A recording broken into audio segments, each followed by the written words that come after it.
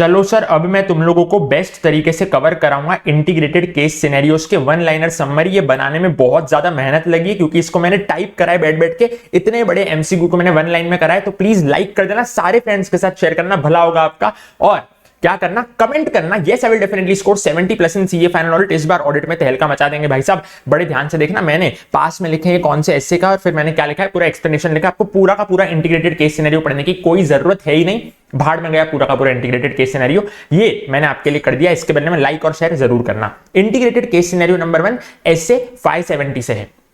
Sir, question में बोला था कि क्या ऑडिट प्रोसीजर नहीं है एज पर एस्से 570, ठीक है। हाँ, तो देखो सर, ये जो है ना, ये ऑडिट प्रोसीजर नहीं है। क्या? Analysis and discussion of companies cash flow and profit of previous years with projected accounts. ऐसा कोई भी प्रीवियस ईयर वाला काम अपन ने नहीं पढ़ा था ऐसे 570 में, अगर आपको याद हो तो। सर, अपन ने 3 प्रकार के ऑडिट प्रोसीजर्स पढ़े थे। एक क्या था? Analysis and discussion with management of the company, हाँ वो होता है। इंक्वायरिंग कंपनीज लीगल काउंसिल, हाँ वो भी ऑडिट प्रोसीजर है एज पर ऐसे 570। और तीसरा होता है evaluating managements future plan and strategy. मैंने बोला ये भी अपन ने ऑडिट प्रोसीजर्स में पढ़ रखा है।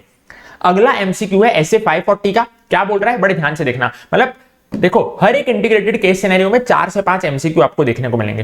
देखो, ऐसे 540 का ये judgements about outcome of pending litigation is an example of accounting estimates having high estimation uncertainty. मालूम है, अपन लोग 2 अकाउंटिंग एस्टिमेट पढ़ते हैं, एक हाई एस्टिमेशन अनसर्टेनिटी वाले, एक लो एस्टिमेशन अनसर्टेनिटी वाले। उसमें हाई एस्टिमेशन अनसर्टेनिटी के अपन एग्जांपल्स पढ़ते हैं, याद है? उसमें आता है judgements about outcome of pending litigation, वो किसका एग्जांपल होता है? हाई एस्टिमेशन अनसर्टेनिटी वाला। ठीक है, ठीक है। ऐसे 706 देखना, company in the notes disclosed यानी कि ये मैटर घुसेला पड़ेला है, ठीक है, okay. Disclosed existence of suit filed against the company, यानी कंपनी के सामने कोई कोर्ट केस आया होगा, यानी कंपनी है ना, कंपनी किसी कोर्ट केस में फंस गई है, बेसिकली किसने कंपनी के सामने कोर्ट केस कर दिया है। Which is necessary to draw users attention to matter presented in financial statements। भाई तुम बताओ, EOM की बात चल रही है कि ओम की बात चल रही है? मैंने बोला EOM की बात चल रही है, क्योंकि EOM क्या होता है कि कोई मामला डिस्क्लोज्ड है, मामला घुसेला पड़ेला है फाइनेंशियल स्टेटमेंट्स में, और वो मैटर क्या है ना, फाइनेंशियल स्टेटमेंट्स के लिए फंडामेंटल है। Fundamental to users understanding of financial statements, यानी कि मैंने बोला यहाँ पे बात चल रही है EOM पैरा की। तो करेक्ट ऑप्शन क्या आएगा? इंक्लूड करो ये मामले को EOM पैरा में। Having clear reference to the matter and disclosures that fully describe the matter। Incorrect option क्या है? Include EOM para and qualified opinion. तो एक और आपको ऑप्शन दिखेगा जिसमें बोलेगा कि EOM पैरा में भी डालो इस मामले को और क्वालिफाइड ओपिनियन में भी डालो। तो मैंने बोला वो इनकरेक्ट ऑप्शन है। करेक्ट ऑप्शन आपको क्या टिक करके आना है? EOM पैरा में ये चीज को आपको दिखाना है। SA 250 not an audit procedure as per SA 250 in case of non compliance. कभी भी अगर non compliance of law regulation हो रहा है तो इसमें से क्या ऐसे 250 के हिसाब से ऑडिट प्रोसीजर नहीं है? मैंने बोला क्या आंसर आएगा? Monitoring legal requirement and compliance with code of conduct. क्यों सर ये ऑडिट प्रोसीजर नहीं है? क्योंकि मैं बोलूं ये तो मैनेजमेंट की जिम्मेदारी है। हाँ सर, लीगल रिक्वायरमेंट फुलफिल हो रही है कि नहीं हो रही है, कोड ऑफ कंडक्ट फुलफिल हो रही है कि नहीं हो रही है, देखना मैनेजमेंट की जिम्मेदारी होती है, कभी भी ऑडिटर की जिम्मेदारी नहीं होती है। कारो का एक चीज है, बड़े ध्यान से देखना। कंपनी ने अवेल किया लोन फॉर न्यू मशीनरी, मान लो मेरे को 10 लाख रुपए का लोन मिला, ठीक है, ओके।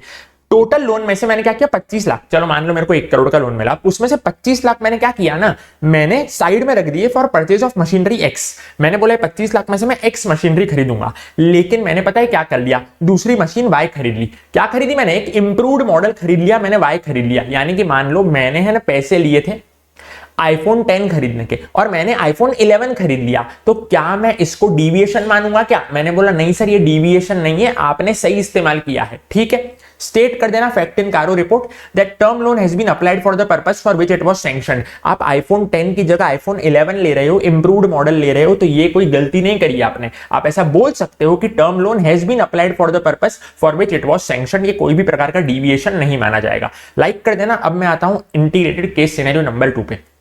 कारो का है, बड़े ध्यान से देखना। एबीसी एंटरप्राइजेस करके कंपनी है जो कि प्रमोट कर रही है क्रिकेट इन रूरल एरियाज। तुमको पता है ना रूरल एरियाज में पढ़ाई वगैरह का कितना प्रचलन है, ठीक है। तो अब क्या है ना, ये क्रिकेट प्रमोट कर रही है रूरल एरियाज में जाकर के। प्रॉफिट जितना भी हो रहा है ना, इसको would not be distributed as dividends to share holders. Profit में से डिविडेंड डिस्ट्रीब्यूट नहीं होगा, but it is applied towards objective of promoting sports in the country. जबकि वो जो प्रॉफिट मिलेगा ना, उससे लोग क्रिकेट का प्रचलन करेंगे, क्रिकेट का प्रमोशन करेंगे। मैं बोलूं ये तो एक एनपीओ हो गई, नॉन प्रॉफिट ऑर्गेनाइजेशन सेवा कर रही है। सेवा करने वाली कंपनी कौन सी होती है? सेक्शन 8 कंपनी होती है, और CARO is not applicable to section 8 company. इसीलिए इसके कोई भी इश्यूज होंगे ना, उसको मैं रिपोर्ट नहीं करूंगा बिकॉज कारो नहीं लगेगा सेक्शन 8 कंपनी पे। तो क्वेश्चन में आपको ये चीज दे रखी होगी, देखो, और क्वेश्चन में बोला होगा कारो एप्लीकेबल है कि नहीं है, ऐसे करके 4 ऑप्शन दिए होंगे, कारो is applicable, not applicable, applicable, not applicable. तो आपको बोलना है कारो is not applicable for section 8 company. Simple है। बैंक ऑडिट पे आता हूं मैं, फटाफट तरीके से देखना। 59 एग्रीकल्चरल लोन्स थे जो कि स्टेट गवर्नमेंट ने गारंटी कर रखे थे। क्वेश्चन में बोलेगा Delhi government, UP government, Gujarat government, ठीक है, ओके। 29 lakhs ओवरड्यू थे for more than 2 years। 73 agricultural loans थे सेंट्रल गवर्नमेंट के गारंटीड। क्वेश्चन में बोलेगा गवर्नमेंट ऑफ इंडिया, क्वेश्चन में सेंट्रल गवर्नमेंट की जगह क्या बोलेगा? Government of India. 25 lakhs overdue थे for more than 2 years। 6 corporate loans थे जो कि guaranteed 3 each by central government and state government. 25 lakhs each overdue for more then 3.5 months। अब बड़े ध्यान से देखना सर, बड़े इसको ध्यान से देखना। 6 कॉर्पोरेट लोन्स जो थे ना, उसमें से 3 सेंट्रल गवर्नमेंट ने गारंटी कर रखे थे और 3 स्टेट गवर्नमेंट ने गारंटी कर रखे थे। एक लोन 25 लाख रुपए का था। सिंपल है। अब क्वेश्चन यह है कि एनपीए कितने रुपए का बनेगा? मैंने तुमको क्या बताया था, सेंट्रल गवर्नमेंट कभी भी अगर कोई लोन गारंटी करता है तो वो तभी एनपीए बनता है जब मोदी जी धोखा दे देते हैं। हाँ सर, मोदी जी धोखा दे देते हैं, ठीक है। लेकिन स्टेट गवर्नमेंट गारंटीड के केस में वो एनपीए कब बनता है? जब मोर देन 90 डेज हो जाते हैं। मैंने बोला हाँ सर, मोर देन 90 डेज हो जाते हैं। तो देखो, सेंट्रल गवर्नमेंट गारंटीड वाले तो इस केस में एनपीए बनेंगे ही नहीं, क्योंकि मोदी जी के धोखे की तो बात आ ही नहीं रही है इसमें, ठीक है, ओके। तो खाली स्टेट गवर्नमेंट के जितने भी लोन्स है ना, उसको मैं बोल दूंगा एनपीए। देखो, स्टेट गवर्नमेंट का कौन सा है?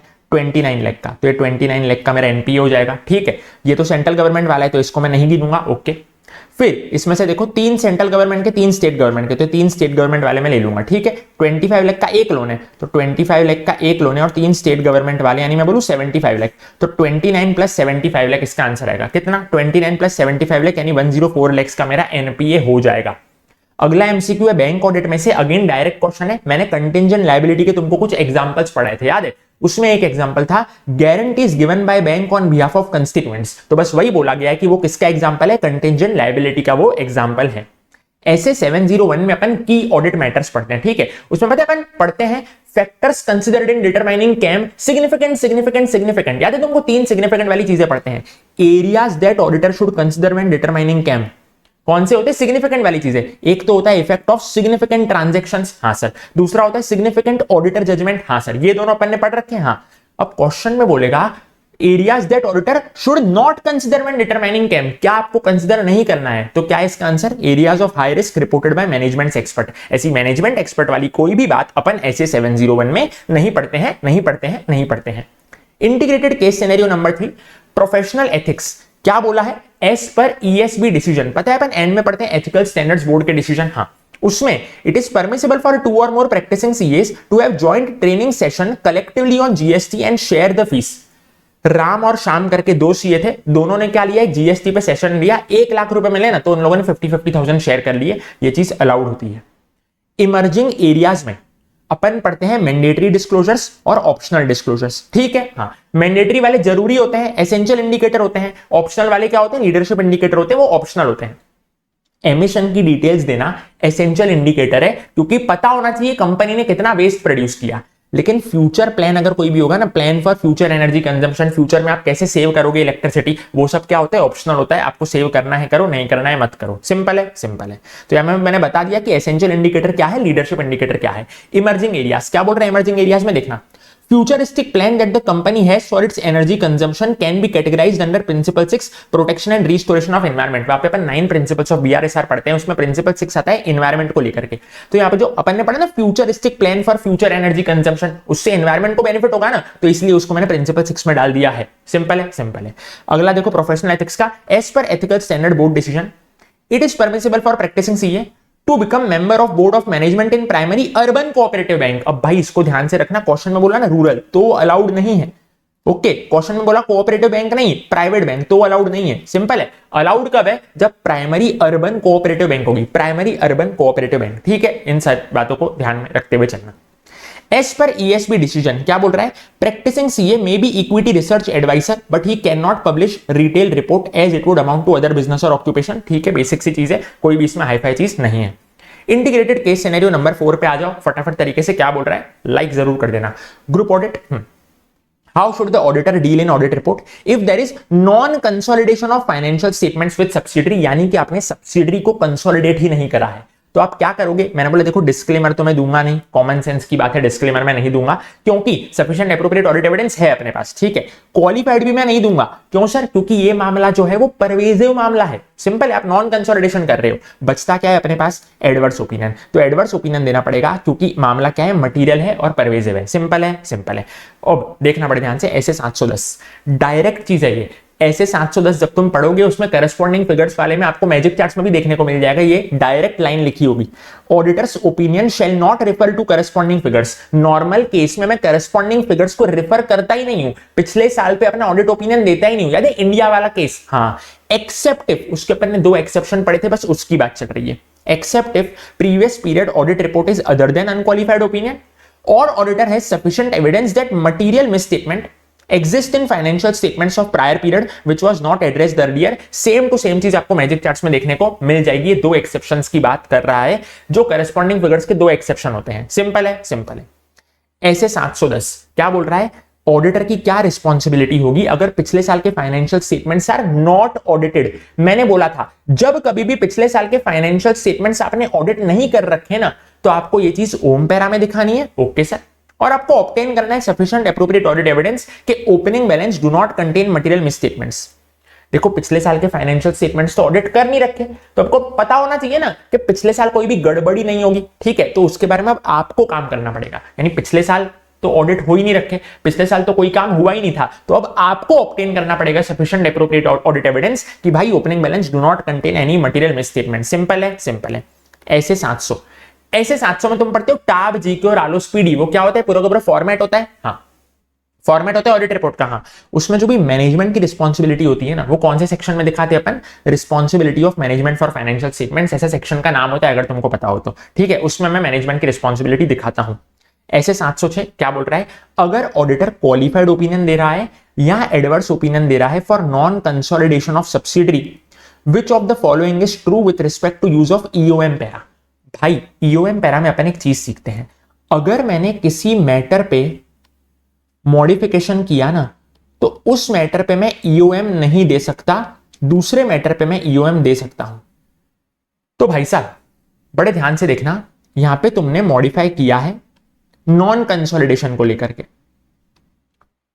तो क्या तुम नॉन कंसोलिडेशन पे ईओएम दे सकते हो क्या, नहीं, लेकिन दूसरे मैटर पे तो दे सकते हो ना ईओएम। मैंने बोला हाँ सर दूसरे पे दे सकते हो, बस वही लिखा है, EOM para on a matter can be added if auditor's opinion is neither qualified nor adverse, यानी कि वो मॉडिफाइड नहीं होना चाहिए basically in respect of that particular matter and matter is fundamental to users understanding of financial statements. ये तो क्या है ना, बेसिक सा डेफिनेशन है ईओएम पैरा की, बस वही है। आप किसी दूसरे मैटर पे ईओएम दे सकते हो बिंदास तरीके से, प्रोवाइडेड वो जो मैटर है ना, वो क्या नहीं होना चाहिए, मॉडिफाइड नहीं होना चाहिए। ठीक है, ये होगा अपना करेक्ट ऑप्शन जो कि तुमको टिक करके आना है। इनकरेक्ट ऑप्शन पता है क्या होगा, कि auditor can't add EOM para in his report on any matter. भाई ऐसा तो नहीं होने वाला ना। इनकरेक्ट ऑप्शन पता है क्या है, कि अब आप ईओएम किसी भी मैटर पे नहीं दे सकते। मैंने बोला नहीं सर, ये गलत चीज है, समझ रहे हो क्या, हाँ, आप किसी ऐसे मैटर पे दे सकते हो जो कि मॉडिफाइड नहीं हो रखा। सिंपल है, मैंने बोला हाँ सर सिंपल है, सिंपल है, सिंपल है। अगला देखना ऐसे 706, if management discloses fact of non consolidation of financial statements of subsidiary. Management ने पता है क्या बोला, मैं नॉन कंसोलिडेशन कर रहा हूं, मैं सब्सिडरी को कंसोलिडेट नहीं करूंगा और ये चीज मैं नोट्स टू अकाउंट्स में दिखा दूंगा। आप है ना, आप ऑडिटर प्लीज एडवर्स ओपिनियन मत दो। चलेगा क्या, मैंने बोला नहीं चलेगा, नहीं चलेगा, नहीं चलेगा। डिस्क्लोजर इन नोट्स करना तो मैनेजमेंट आपकी जिम्मेदारी है, इससे कोई भी इंपैक्ट ऑडिटर के ओपिनियन पे नहीं आने वाला, नहीं आने वाला, नहीं आने वाला। सिंपल है, सिंपल है। Integrated case scenario number 5 bank audit का है, बड़े ध्यान से देखना। सीए फर्म थी, मान लो शंकर लखवानी एंड कंपनी, वो स्टॉक ऑडिटर बन गई एसबीआई की। क्या वो एसबीआई का स्टैट ऑडिट कर पाती है क्या, नहीं, नहीं, नहीं, क्योंकि वो स्टॉक ऑडिट कर रही है। और मैंने बोला था जब आपको स्टैट ऑडिटर बनना है ना, तो you should be 100% independent. Simple है, they can't accept stat audit. Simple है, हाँ, क्योंकि क्या कर रहे हैं वो लोग, स्टॉक ऑडिट ऑलरेडी कर रहे हैं। अगला भी बैंक ऑडिट का है भाई, बड़े ध्यान से देखना। बैंक का management can not appoint statutory auditor. और बैंक का management can not fix remuneration of statutory auditor unless the same is passed by resolution in annual general meeting of the bank. Simple है। हाँ, कभी भी bank के management को ये सारे पावर नहीं होते कि वो स्टैट ऑडिटर को अपॉइंट करे या उसका रेम्यूनरेशन फिक्स करे। ठीक है, उसके लिए एजीएम पास करना पड़ता है। How a concurrent auditor verifies high value cash deposits. High value यानी कि मान लो करोड़ों रुपए के कैश डिपॉजिट हुए हैं, तो क्या करना पड़ेगा ऐसे केस में? मैंने बोला पहले तो केवाईसी चेक करना पड़ेगा, आधार चेक करना पड़ेगा। ठीक है, हाँ, verify KYC documents of account in which cash is deposited, verify reason for high value cash deposit in account like nature of business transaction. आपको रीजन पता करना पड़ेगा कि क्यों करोड़ों रुपए तुम जमा करा रहे हो। Verify discrepancies found in cash of customer, अगर कोई डिस्क्रिपेंसी है तो वो तुमको पता करनी पड़ेगी। And ensure that records of currency chest remittance are maintained properly. Simple है। हाँ सर, बैंक ऑडिट का अगला है, देखना पड़े ध्यान से। How discrepancy of not preserving intimations of cash remittances to currency chest by branch of bank should be dealt by concurrent auditor। पता है ऊपर वाले एमसीक्यू में मैंने क्या पढ़ाया? मैंने पढ़ाया कि रिकॉर्ड्स आपको मेंटेन करने हैं करेंसी चेस्ट रेमिटेंस के, लेकिन व्हाट इफ आपने रिकॉर्ड्स मेंटेन नहीं कर रखे, तो उस केस में क्या होता है? Auditor should discuss importance of preserving hard and soft copy of email send for cash remittance with branch manager and check for its compliance in next audit period. यानी कि भले आपने फिजिकल रिकॉर्ड्स मेंटेन नहीं कर रखे, आपको email तो कम से कम रखने ही पड़ेंगे। Auditor should discuss importance of preserving hard और सॉफ्ट कॉपी ऑफ ईमेल, यानी या तो आप फिजिकल कॉपी मेंटेन कर लो या तो आप सॉफ्ट कॉपी ईमेल की मेंटेन कर लो, और आपको इसका कंप्लायंस नेक्स्ट ऑडिट पीरियड में चेक करना पड़ेगा, बेसिकली नेक्स्ट क्वार्टर में चेक करना पड़ेगा। इंटीग्रेटेड केस सिनेरियो नंबर 6, क्या हुआ ना, सीएफओ है कंपनी का, मान लो शंकर लखमानी सीएफओ है, मेरे को वीडियो कॉल आया एमडी से। एमडी ने पता है क्या बोला? जल्दी से 90 लाख रुपए ट्रांसफर कर।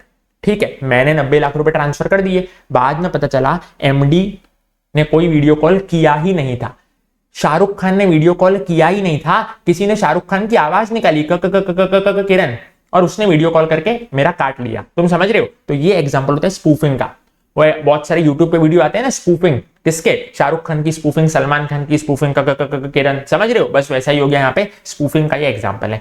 जब कभी भी ऐसा कोई साइबर सिक्योरिटी का क्राइम होगा ना, तुम समझ रहे हो, साइबर अटैक होगा ना, तो इसको मैं कैम के रूप में रिपोर्ट करूंगा, क्योंकि cyber incident was of most significance in the audit of financial statements of current period. Question में दे रखा होगा, देखो सर जजमेंट, ये जजमेंट वाली बात अपन ने किधर पढ़ी थी? कैम में पढ़ी थी। ऑडिटर कम्युनिकेटेड विद टीसीडब्ल्यूजी, ये बात किधर पढ़ी थी? कैम में पढ़ते थे, टीसीडब्ल्यूजी के साथ कम्युनिकेशन होगा, तो ये सारा क्या आता है ना, कैम में आता है। सिंपल है। हाँ, इमर्जिंग एरियाज में एक ध्यान रखना, integrated reporting is voluntary for top 500 listed entities, it is not mandatory for every listed entity। integrated reporting की बात चल रही है, अगेन voluntary है top 500 listed entities के लिए। इमर्जिंग एरियाज में पता है अपन 6 C's पढ़ते थे। हाँ सर, 6 C's पढ़ते थे, उसमें बड़े ध्यान से देखना, जब पेटेंट की बात आएगी ना, यानी इंटेंजिबल एसेट्स की बात आएगी ना, तो वो इंटेलेक्चुअल कैपिटल में जाएगा। और जब roof top of solar equipment, वो पता है ना अपन लगाते हैं अपने छत पे सोलर पैनल, तो वो नेचुरल कैपिटल में जाता है, कभी भी वो मैन्युफैक्चर्ड कैपिटल में नहीं जाएगा। तुमको लगे मशीनरी मैन्युफैक्चर्ड में डाल देता हूं, नहीं सर। स्टैट्यूटरी ऑडिटर है ना, ऐसे तो कोई भी दूसरा ऑडिट एक्सेप्ट नहीं कर पाता, लेकिन वो एक्सेप्ट कर सकेगा system audit, provided it did not involve scrutiny और review of financial data. Simple है, सिंपल है। अगला देखना, इंटीग्रेटेड केस सिनेरियो 7, लाइक नहीं किया शेयर नहीं किया, लाइक करो शेयर करो। बैंक ऑडिट क्या बोल रहा है देखना, interest income includes 5 lakh for short term crop loan where installment was overdue for one crop season, 7 lakh for advance equally guaranteed by central government and state government where installment was due for more than 6 months। अब इसमें तुमको interest का figure पता लगाना है, NPA का figure पता लगाना है। पहले एनपीए का फिगर मैं तुमको पता लगवाता हूं। देखो सर, कभी भी शॉर्ट टर्म क्रॉप लोन होता है ना, तो मैंने तुमको पढ़ाया था क्लास में, शॉर्ट टर्म क्रॉप लोन को मैं तभी एनपीए मानता हूं जब वो ओवरड्यू होता है फॉर 2 क्रॉप सीजंस, लेकिन यहां पे तो वो ओवरड्यू है खाली 1 क्रॉप सीजन के लिए क्वेश्चन में, तो जाहिर सी बात है ये तो एनपीए नहीं बना। ठीक है, ये 5 लाख मेरा एनपीए नहीं बनते। Okay okay sir, 5 lakh is not my NPA. अब मैं आता हूं 7 लाख पे। मैंने बोला भाई 7 लाख जो है ना, 7 लाख मैं बोलूं ये ड्यू है फॉर मोर देन 6 मंथ्स। हाँ सर, ये तो ड्यू है फॉर मोर देन 6 मंथ्स, तो इसको मैं क्या बना दूंगा ना सर, इसको मैं एनपीए बना दूंगा क्योंकि 90 डेज से तो ज्यादा हो गए। हाँ 90 डेज के लिए ज्यादा हो गए, लेकिन पता है अभी मैंने थोड़ी देर पहले आपको ऊपर बताया था सेंट्रल गवर्नमेंट वाले को तो मैं कब बनाता हूं, जब सेंट्रल गवर्नमेंट धोखा देता है। तो सेंट्रल गवर्नमेंट वाले को तो लूंगा नहीं, खाली स्टेट गवर्नमेंट के फिगर को ही लूंगा। ठीक है, अब 7 लाख इक्वली गारंटी किया है सेंट्रल गवर्नमेंट स्टेट गवर्नमेंट ने, यानी 7 का 2 पार्ट कर दो, 3.5 3.5 सिंपल है। 3.5 लाख सेंट्रल गवर्नमेंट का, 3.5 लाख स्टेट गवर्नमेंट का, तो खाली जो 3.5 लाख स्टेट गवर्नमेंट का है ना उसको ही मैं एनपीए बनाऊंगा। 3.5 lakh of state government, simple है सिंपल है, ये हो गया मेरा एनपीए।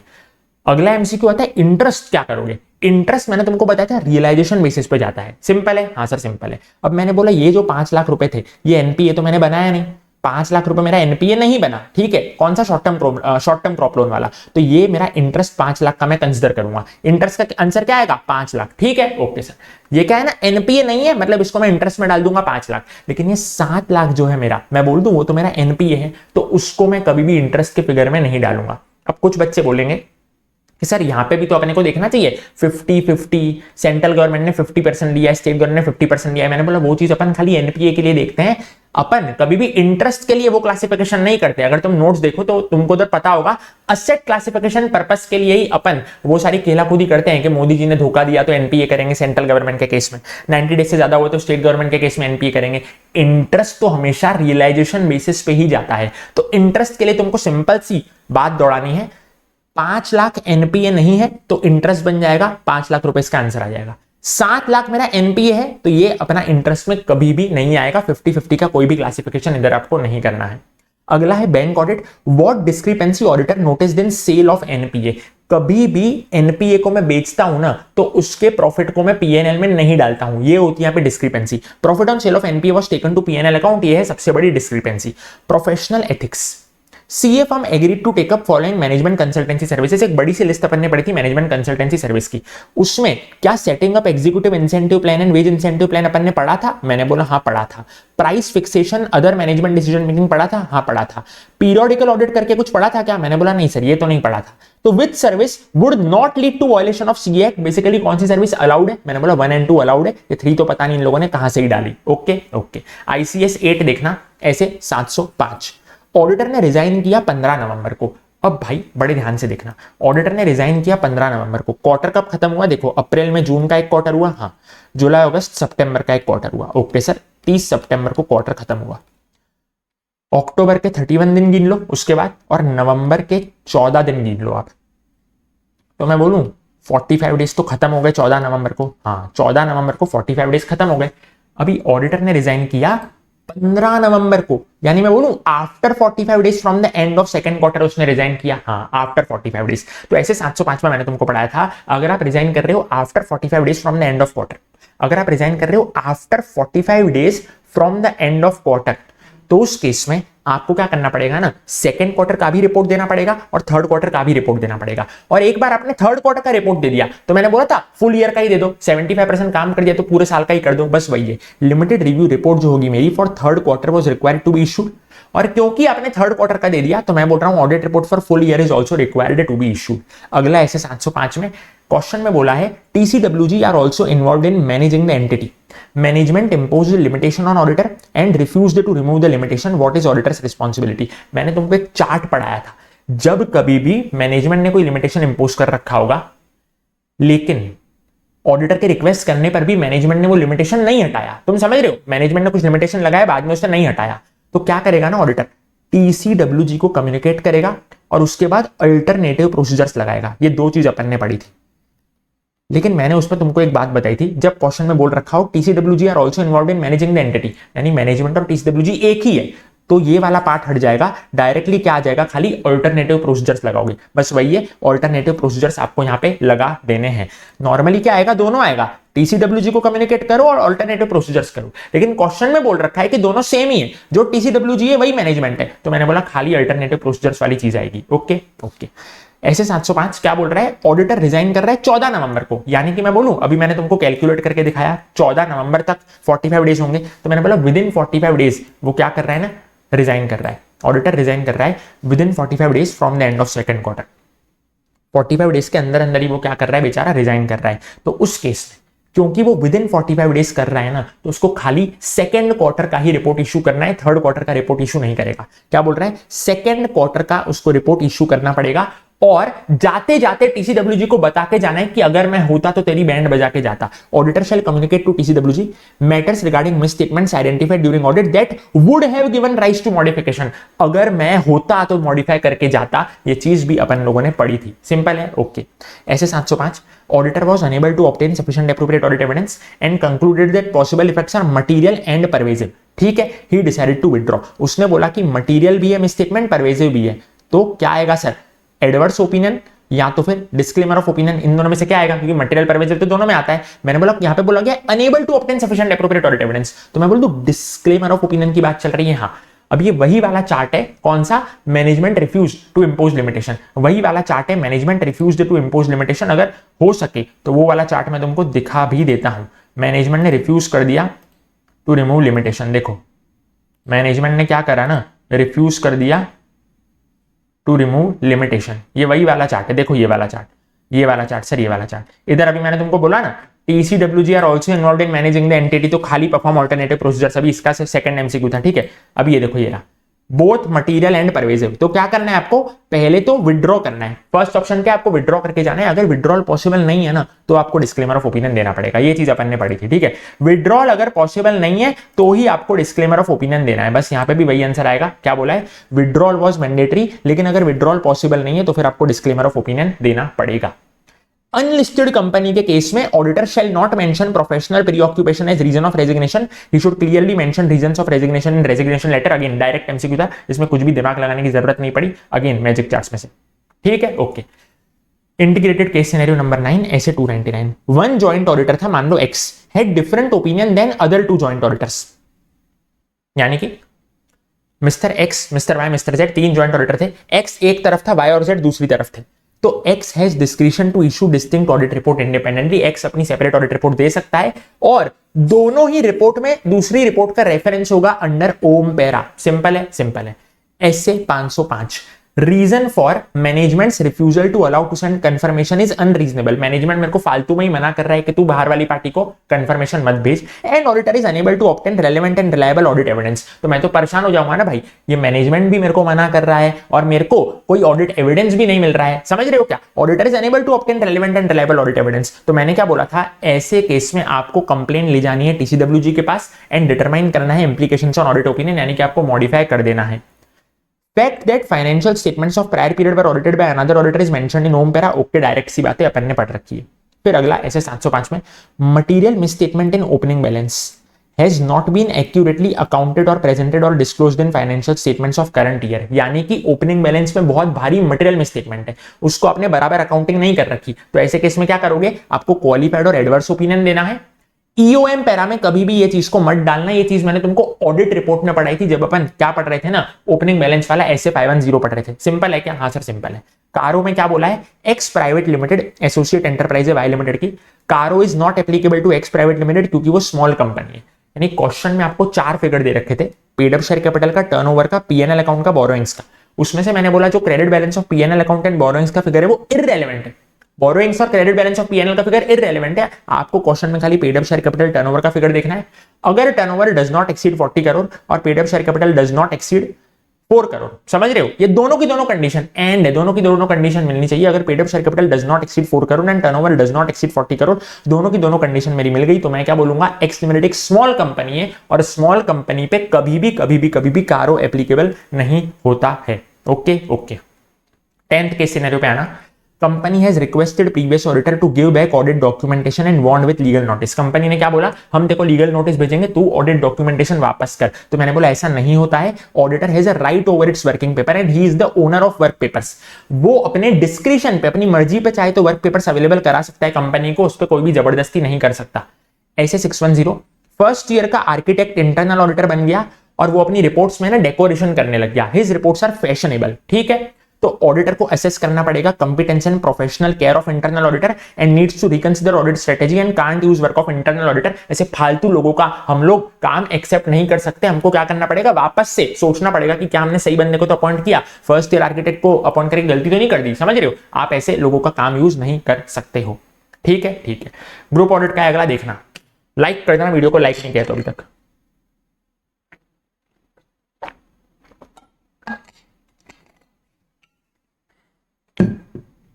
एक्स लिमिटेड ने इनकॉर्पोरेट करी another company Y private limited by investing 45% in share capital of the company. मैंने बोला 45% है, तो मैंने बोला अभी तो देखो कंसोलिडेशन की कोई जरूरत नहीं है, 51% होता तब जाके कंसोलिडेट करते। लेकिन एक्स लिमिटेड ने वाई प्राइवेट लिमिटेड का 100% कंट्रोल ले रखा है ओवर बोर्ड ऑफ डायरेक्टर्स। मैंने बोला हाँ, इसके कारण मेरे को क्या करना पड़ेगा, कंसोलिडेट करना पड़ेगा। तो इसके दो आंसर है, दो आंसर है। क्या आएगा इसका answer, both A and B. यानी कि आपको 4 ऑप्शन दिए होंगे, फिर कुछ एमसीक्यू होंगे, तो आपको क्या लिखना है, both A and B. A क्या बोल रहा है, company needs to prepare consolidated FS, obviously क्यों, क्योंकि 100% कंट्रोल है।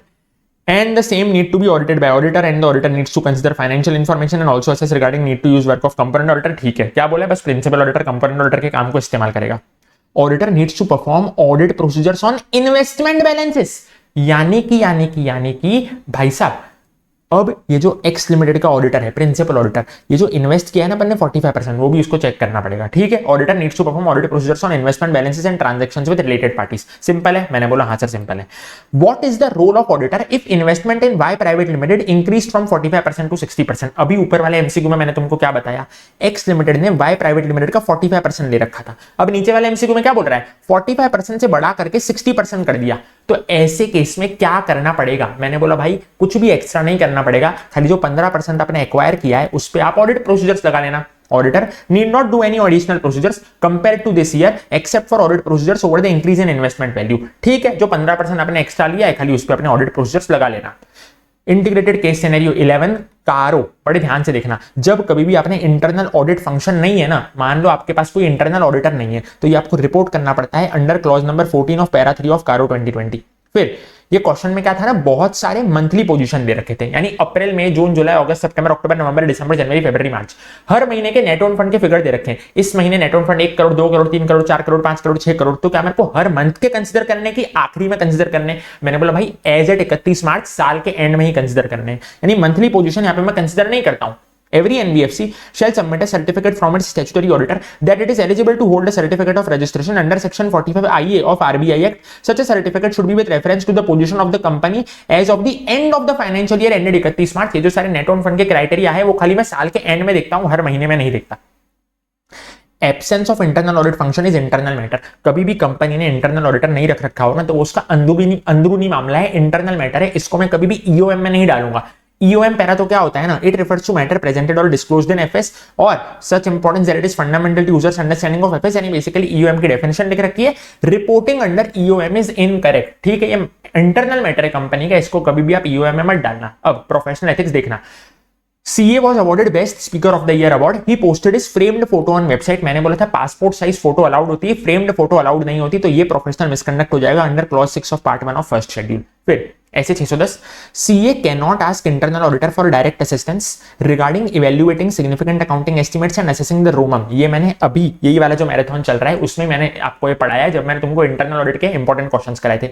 रटा वाले काम में आप कभी भी इंटरनल ऑडिटर की मदद नहीं ले सकते। रटा वाले काम में एक तो था सिग्निफिकेंट अकाउंटिंग एस्टिमेट वाला काम और असेसिंग ROMM वाला काम, ये दो काम रटा वाले होते हैं, इसके लिए आप इंटरनल ऑडिटर की मदद नहीं ले सकते। लेकिन आप इंटरनल ऑडिटर की मदद ले सकते हो जब आपको छोटा मोटा क्लरिकल काम करवाना है एक्सटर्नल कंफर्मेशन को लेकर के, बस वही है।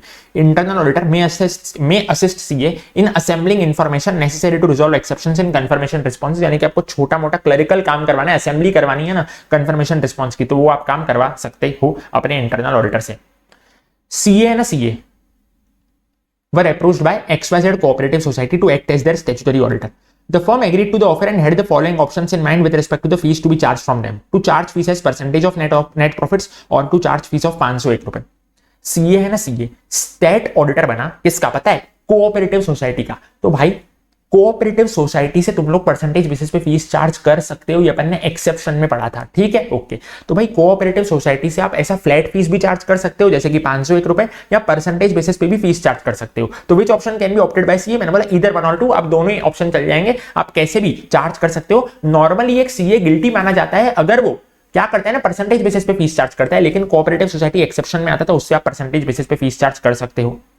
अगेन देखो ये वाला, before signing the tax audit report, ये भी डायरेक्ट क्वेश्चन, ये भी अपन ने पढ़ रखा है। Before signing the tax audit report CA sent registered post to the previous auditor and obtained the postal acknowledgement। जो अपन पता है clause 8 of part 1 of first schedule में अपन कम्युनिकेट करते हैं पिछले ऑडिटर को, हाँ वो अपन कम्युनिकेट कब करते हैं, काम एक्सेप्ट करने से पहले। अभी ये सीए ने क्या किया ना, signing the tax audit report से पहले उसने क्या किया, कम्युनिकेशन कर दिया। चलेगा क्या? नहीं चलेगा, नहीं चलेगा, नहीं चलेगा। आपने पूरा काम कर दिया, खाली साइन करने से पहले कम्युनिकेट कर रहे हो। मैंने बोला ये तो गलत है ना, आपको कम्युनिकेट पहले ही कर लेना चाहिए था, काम चालू करने से पहले। तो as per clause 8 of part 1 of first schedule, CA will be held guilty of professional misconduct, क्योंकि उसने ऐसे ही एक्सेप्ट कर लिया tax audit without communicating. Okay okay. Integrated case scenario number 13 क्या बोला है? प्रोफेशनल एथिक्स का है, practicing CA cannot accept more than 60 tax audits under section 44AB of income tax act. Okay, this limit is per partner and includes corporate and non-corporate assets. ठीक है, direct question.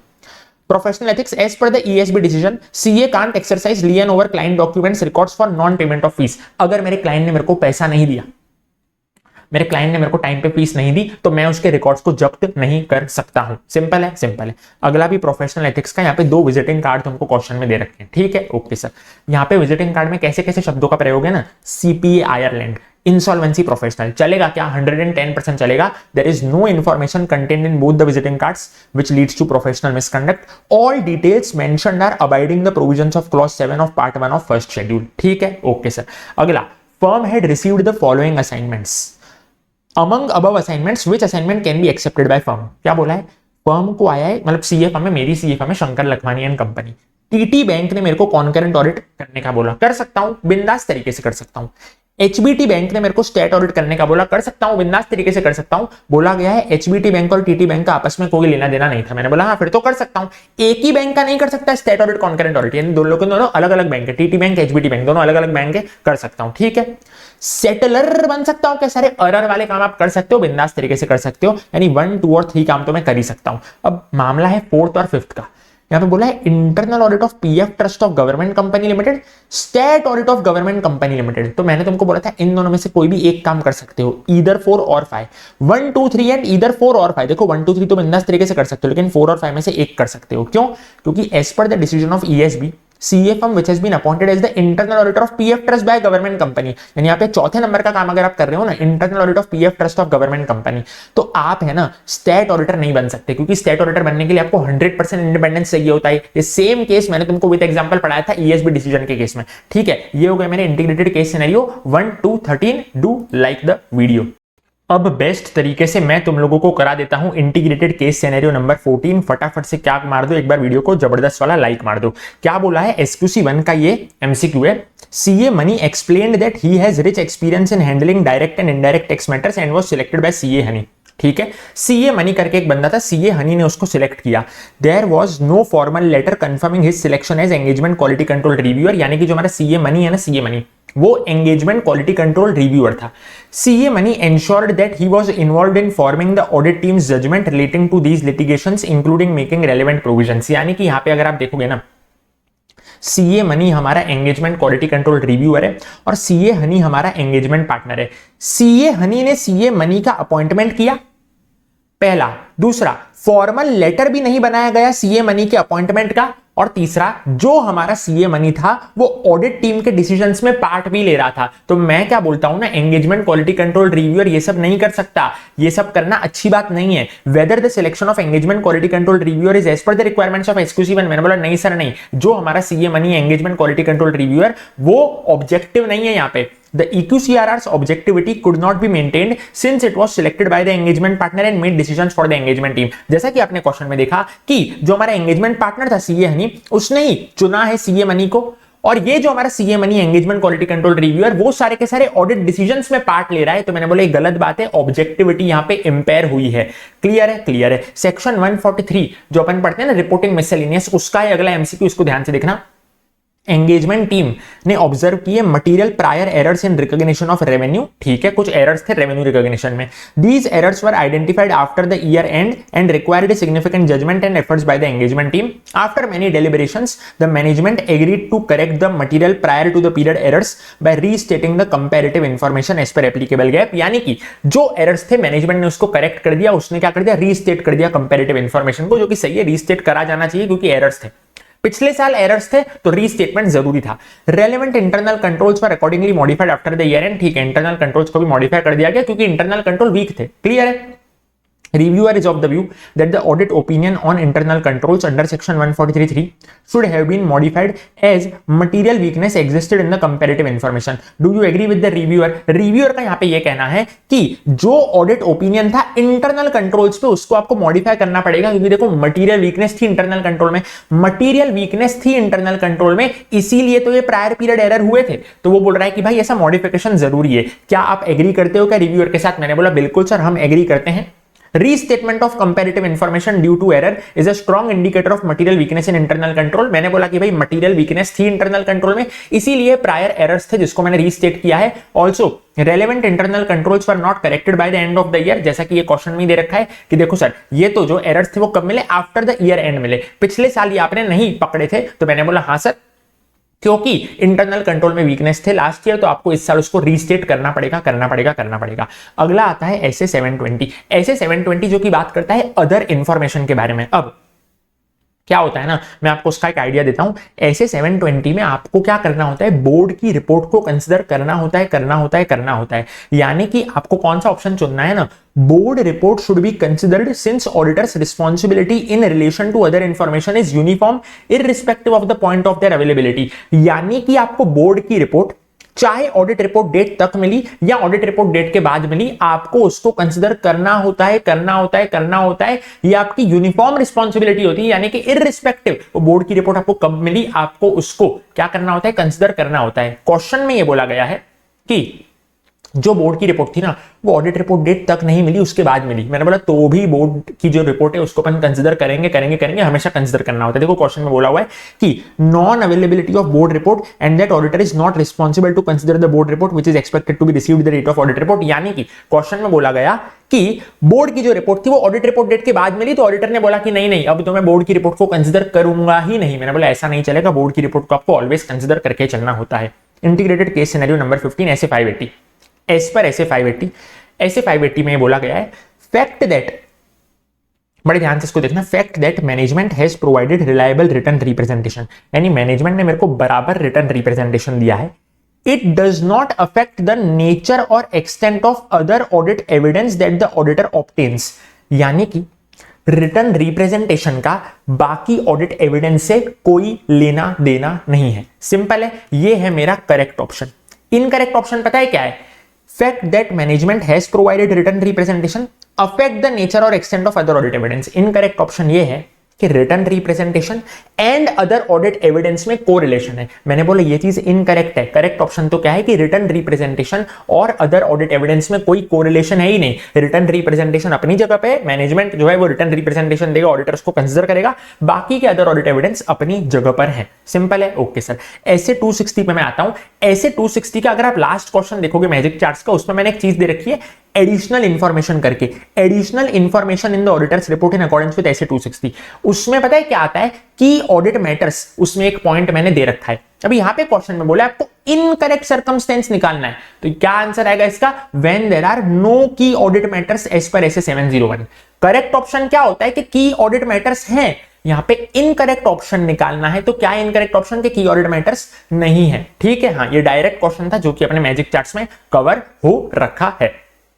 ऐसे 560 में अपन पता है क्या पढ़ते हैं? जब कभी भी अमेंडमेंट होता है अकाउंट्स का, यानी कि जब बात फैक्ट की चलती है, इवेंट और फैक्ट दो चीज देखते हैं ऐसे 560 में। हाँ, तो यहाँ पे इवेंट की बात नहीं चल रही, यहाँ पे फैक्ट की बात चल रही है। फैक्ट में पता है क्या करना पड़ता है? अकाउंट्स को अमेंड करना पड़ता है। हाँ सर, अकाउंट्स को अमेंड करना पड़ता है। जब भी क्वेश्चन में बोले अमेंड अकाउंट्स, तो समझ जाना फैक्ट की बात चल रही है। इवेंट में तो ऐसा कुछ होता नहीं है। हाँ, उसमें आपको इनकरेक्ट प्रोसीजर पता करना है। Sir carry out the audit procedures on amendment, मैंने बोला ये तो ऑडिट प्रोसीजर होता है, ये हमने पढ़ रखा है। Extend those audit procedures to the date of new auditor's report, मैंने बोला ये भी ऑडिट प्रोसीजर होता है, ये भी अपन ने पढ़ रखा है। न्यू ऑडिट रिपोर्ट देनी पड़ेगी, मैंने बोला ये भी हो रखा है, ये भी अपन पढ़ते हैं, ये भी ऑडिट प्रोसीजर है। जब अमेंड करेंगे फाइनेंशियल स्टेटमेंट्स, यानी कि जब मैनेजमेंट अमेंड करेगा तो ऑडिटर को भी नई ऑडिट रिपोर्ट देनी पड़ेगी। हाँ सर, ये तीनों तीन सही है। तो गलत क्या है? Modify the opinion as required by SA 705। मैंने बोला मॉडिफिकेशन उसमें कभी भी नहीं आता, ये इनकरेक्ट प्रोसीजर है। सिंपल है, ओके सर, सिंपल है। प्रोफेशनल एथिक्स क्या बोल रहे हैं, बड़े ध्यान से देखना। CAMA, मान लो CA Mona of messrs HVMN company is an alumnus of the institution. वो क्या है ना, एलुमिना ये इंस्टीट्यूशन की, and he has joined as a visiting faculty for teaching financial management and accounting subject. तो वो कौन है? मैंने बोला भाई वो फैकल्टी बन गई है, वो उस कॉलेज की फैकल्टी बन गई है। ठीक है, okay sir. Management of the HT Institute of Professional Studios is highly satisfied with his teaching skills and the level of knowledge he possesses. तो जो कॉलेज है वो इंप्रेस हो गया उससे. Due to his capabilities, management offers CAM to take up the assignment of stat audit. तो management पता है क्या बोल रहा है, आप हमारे लेक्चरर तो हो ही, आप एक काम करो हमारे स्टैट ऑडिटर भी बन जाओ. चलेगा क्या? नहीं चलेगा, नहीं चलेगा, नहीं चलेगा. CAM can not accept the assignment. ये चीज मैंने तुमको पढ़ा रखी है, clause 4 of part 1 of second schedule. ये सेम एग्जांपल आपको मैजिक चार्ट्स में मिलेगा. आप अगर किसी कॉलेज के किसी स्कूल के लेक्चरर हो तो आप वहां के स्टैट ऑडिटर नहीं बन सकते. बस वही बोला गया है कि यहाँ पे CAM जो था वो लेक्चरर था तो वो स्टैट ऑडिट नहीं बन सकता. क्लियर है? Okay. Integrated case scenario number 16, bank audit. क्या होता है ना, देखना. Balance of Indian bank, question में दे रखी है कि इंडियन बैंक और दूसरी दे रखी है स्विस बैंक. ठीक है, विदेश की बैंक. तो balance of Indian bank with Swiss bank, यानी भारत के बैंक ने पैसा स्विस बैंक में डाल रखा है, इसको मेरे को इंडियन करेंसी में कन्वर्ट करना पड़ता है. अभी यहां पे क्वेश्चन में तुमको 4 ऑप्शन दिए होंगे, अलग अलग एक्सचेंज रेट दिए होंगे. एक्सचेंज रेट ऑन ढिंगना डेट, फलाना डेट, ढिंगना फलाना, ये वाली डेट वो वाली डेट नहीं सर. आपको क्या टिक करके आना है, exchange rate on balance sheet date. Simple है. हाँ, कोई मिड ईयर की डेट नहीं लेनी, बैलेंस शीट डेट लेनी है. अगला भी बैंक ऑडिट का है. क्या बोल रहा है, what should be the proper audit procedure in respect of interest on deposits accrued but not due appearing in financial statements of GHF bank. GHF bank मेरी इंडियन बैंक है, उसमें कोई interest on deposits accrued but not due दिख रहा है, यानी कि वो एक्रू तो हो गया है, उसका टाइम तो आ गया, लेकिन अभी तक उसको एंट्री अपन ने पास नहीं करी है. तो ऐसे केस में उसको आपको किधर दिखाना है, ये 2 चीजों को ध्यान में रख लो, 2 एडजस्टमेंट को ध्यान में रख लो. Amount should not be included in amount of deposits. आप इसको डिपॉजिट्स के पैसों में नहीं दिखाओगे. सर क्यों नहीं दिखाओगे? क्योंकि मैंने बोला अभी तक तो ड्यू तो हुआ नहीं है. ड्यू होता तो फिर मैं उसको डिपॉजिट्स में दिखाता. D for due, D for deposits. ठीक है, तो इसको मैं अभी डिपॉजिट के उसमें नहीं दिखाऊंगा, लेकिन इसको मैं दिखाऊंगा अदर लायबिलिटीज एंड प्रोविजंस में. Amount should be shown under that other liabilities and provisions. अपने बैलेंस शीट में आपको ये चीज दिखानी पड़ेगी. The amount of interest rate swaps should appear as dash in the financial statements of the bank. जो भी swap के अमाउंट होते हैं वो हमेशा किस में जाते हैं सर, कंटेंजेंट लायबिलिटीज में दिखाए जाते हैं. फिर ये वाली चीज SLR की अपन ने पढ़ रखी है. Auditors are required to verify the compliance with SLR requirement at 12 odd dates in different months of the financial year not being Fridays. ठीक है सर, डायरेक्ट क्वेश्चन था ये. तो integrated case scenario number 17, SA 570. क्या बोल रहा है, as per the requirement of SA 570 how auditors should deal with the matter of unwillingness of management to provide for going concern assessment. Management ने बोला हम गोइंग कंसर्न असेसमेंट करेंगे ही नहीं. ऐसे केस में ऑडिटर मॉडिफाइड ओपिनियन दे देता है अपनी ऑडिट रिपोर्ट में. As per SA 501, what is the correct audit procedure to be followed regarding the existence and condition of inventory lying with third party? पता है मैंने बोला कि कभी-कभी आपकी इन्वेंट्री आपके पास ना होकर के किसी थर्ड पार्टी में होती है. हाँ, तो आपको क्या करना होता है उस केस में, अपन ऐसा 2 तरफा चार्ट पढ़ते हैं. एक तरफ क्या आता है ना, आपको क्वांटिटी और कंडीशन को लेकर के कंफर्मेशन करना होता है, कंफर्मेशन लेना होता है बेसिकली वो थर्ड पार्टी से. दूसरी तरफ आता है आपको इंस्पेक्शन और अदर ऑडिट प्रोसीजर्स करने पड़ते हैं, जिसमें अपन 3 प्रकार के प्रोसीजर्स पढ़ते हैं. ठीक है, तो चार्ट को ध्यान में रखते चलना, जो अपन पढ़ते हैं डायरेक्ट क्वेश्चन होता है ये वाला. ठीक है, ओके सर. कारो की बात है सर. अगला कारो है. Out of the total inventory of 12 crore are with third party. देखो ये इन्वेंट्री है 15 करोड़ की, मैंने बोला हाँ, इसमें से 12 करोड़ की थर्ड पार्टी के पास है. State the amount required to be reported by the auditor under clause number 17. Under clause number 17 of para 3 of CARO 2020 on account of losses. अब मेरी बात को बड़े बड़े ध्यान से सुनना. जब भी क्लॉज 17 आता है ना, तो वहां पे मैं कैश लॉस तुमको बताता हूं कितना है, 2.95 करोड़. तो बस वही इसका आंसर आएगा. बाकी जो भी चीजें दे रखी है क्वेश्चन में इररिलेवेंट है. देखो कैश लॉस 2.95 करोड़ दिख रहा है तुमको, क्वेश्चन में ही दे रखा है, तो बस वही इसमें आएगा. ऑपरेटिंग लॉस कंसिडर आपको नहीं करना है. 1.97 करोड़ गया भाड़ में. Okay okay. ऐसे 510 अगेन ये डायरेक्ट क्वेश्चन है, तुमको मैजिक चार्ट्स में मिल जाएगा. विच of the following audit procedures can be implemented to obtain sufficient appropriate audit evidence on the opening balance about whether it contains any material misstatement that could affect financial statements of current year. Basically मेरे को opening balance check करना है, उसके लिए मैं 1 2 3 तीनों के 3 procedure करता हूं. ये डायरेक्ट क्वेश्चन है, तुमको मिलेगा मेरे मैजिक चार्ट्स में. सबसे पहले मैं क्या करता हूं, closing balance of preceding period have been correctly brought forward to the current period. मेरे को देखना है पिछले साल का क्लोजिंग अगर 5 लाख है तो इस साल का ओपनिंग भी 5 लाख होना चाहिए. मेरे को देखना है कि एप्रोप्रिएट अकाउंटिंग पॉलिसीज यूज हो रखी हो. पिछले साल आपने एसएलएम से डेप्रिसिएशन किया था, इस साल भी आपको एसएलएम से ही डेप्रिसिएशन करना है. और तीसरा पॉइंट आता है आपको स्पेसिफिक ऑडिट प्रोसीजर्स करने होते हैं. डायरेक्ट क्वेश्चन है, मैंने बोला 1 2 एंड 3 सारी चीजें मेरे को देखनी पड़ेगी. इंटीग्रेटेड केस सिनेरियो नंबर 18 क्या बोल रहा है, देखना. ईएफजी लिमिटेड एक एनबीएफसी है. कौन सा कारो का क्लॉज यहां पे एप्लीकेबल होने वाला है? देखो सर, कभी भी कोई एनबीएफसी होती है तो देखो ये वाला क्लॉज तो एप्लीकेबल होगा ही, इसमें एनबीएफसी आ ही रहा है.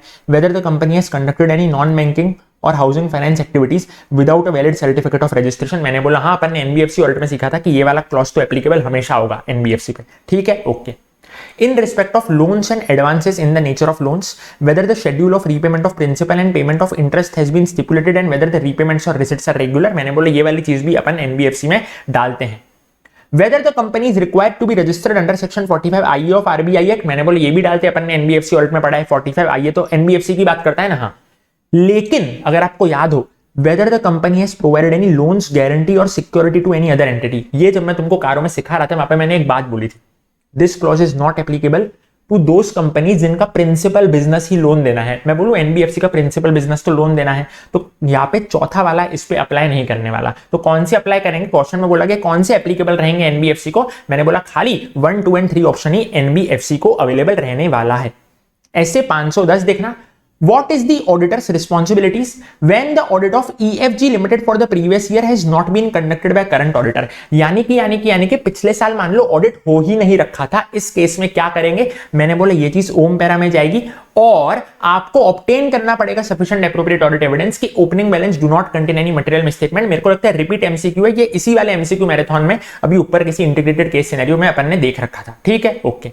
एसए 250 देखना sir, what is the reporting requirement in relation to SA 250 with reference to violating guidelines by the company relating to the acceptance of public deposit by NBFC। मान लो NBFC ने कोई कांड कर रखा है, एनबीएफसी ने कोई कांड कर रखा है, कोई एक्सेप्टेंस ऑफ पब्लिक डिपॉजिट को लेकर के कांड कर रखा है, तो भाई इसकी रिपोर्टिंग किधर किधर होगी। मैंने बोला देखो क्योंकि ये आरबीआई में आता है, मतलब एनबीएफसी के ऊपर कौन है, आरबीआई है, ठीक है, एनबीएफसी की रेगुलेटरी बॉडी कौन है, आरबीआई है, तो आरबीआई को रिपोर्टिंग तो होगी, लेकिन ये बात ईओएम पैरा में भी जाएगी क्योंकि it is fundamental to users understanding of financial statements. ठीक है, ये acceptance of public deposit, public deposit का पैसा आप किधर दिखाते हो, आप दिखाते हो फाइनेंशियल स्टेटमेंट्स में, यानी मामला घुसेला पड़ेला है। हाँ, तो ईओएम में भी जाएगी रिपोर्टिंग और आरबीआई को भी रिपोर्टिंग होगी। Apart from reporting under EOM, auditor is also required to report to RBI.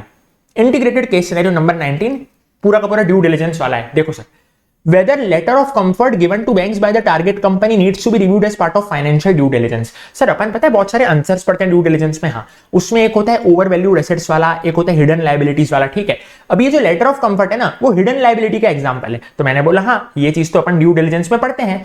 Objective of due diligence exercise will be to look specifically for any hidden liabilities or overvalued assets। ये जो letter of comfort है ये hidden liability और इसीलिए ये due diligence का part है। Due diligence में अपन बहुत सारे आंसर पढ़ते हैं, उसमें से होता है हिडन लायबिलिटी, तो letter of comfort hidden liability में आता है, तो इसीलिए ये ड्यू डिलिजेंस का पार्ट है।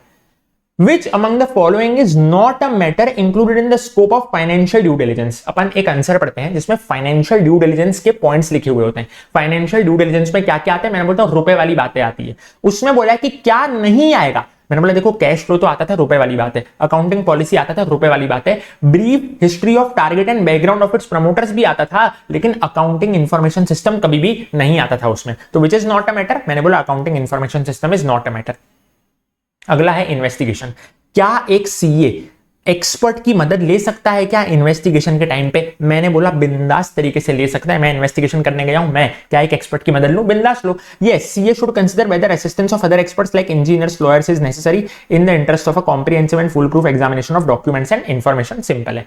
इंटीग्रेटेड केस सिनेरियो नंबर 20 पूरा का पूरा कारों पे बेच दे। क्या है, लाइक जरूर कर देना अगर अभी तक लाइक नहीं किया है तो। सर जो अपना पहला क्लॉज होता है ना, clause number 1 of para 3 of CARO 2020, जो पहला क्लॉज होता है उसमें है ना, उसमें कुछ लोगों को गलत फहमी होती थी खाली पीपीई की बात चलती है। नहीं सर, उसमें प्रॉपर्टी प्लांट एंड इक्विपमेंट की बात तो चलती है, इनटेंजिबल एसेट्स की भी बात उसमें चलती है, आरओयू एसेट्स यानी कि राइट ऑफ यूज एसेट्स की भी उसमें बात चलती है। और जब उसमें फिजिकल वेरिफिकेशन में बोलता हूं तो पीपीई की भी बात करता हूं, राइट ऑफ यूज एसेट्स की भी बात करता हूं। अब ये एग्जाम में कैसे आया ना, देखो 4 ऑप्शन दे रखे हैं, किसी में क्या होगा खाली पीपीई, किसी ऑप्शन में बोल रखा होगा खाली इंटेंजिबल एसेट्स, तो आपको कौन सा टिक करना है, PPE, intangible assets and ROU assets, और फिजिकल वेरिफिकेशन के केस में पीपीई एंड आरओयू। सिंपल है। हाँ सर, क्यों इंटेंजिबल एसेट्स को आपने फिजिकल वेरिफिकेशन में नहीं लिया, अबे इंटेंजिबल एसेट को मैं देख नहीं सकता, फिजिकल वेरिफिकेशन तंबूरे से करूंगा, समझ गए क्या। हाँ, तो ये वाले पॉइंट को आपको ध्यान में रखना है।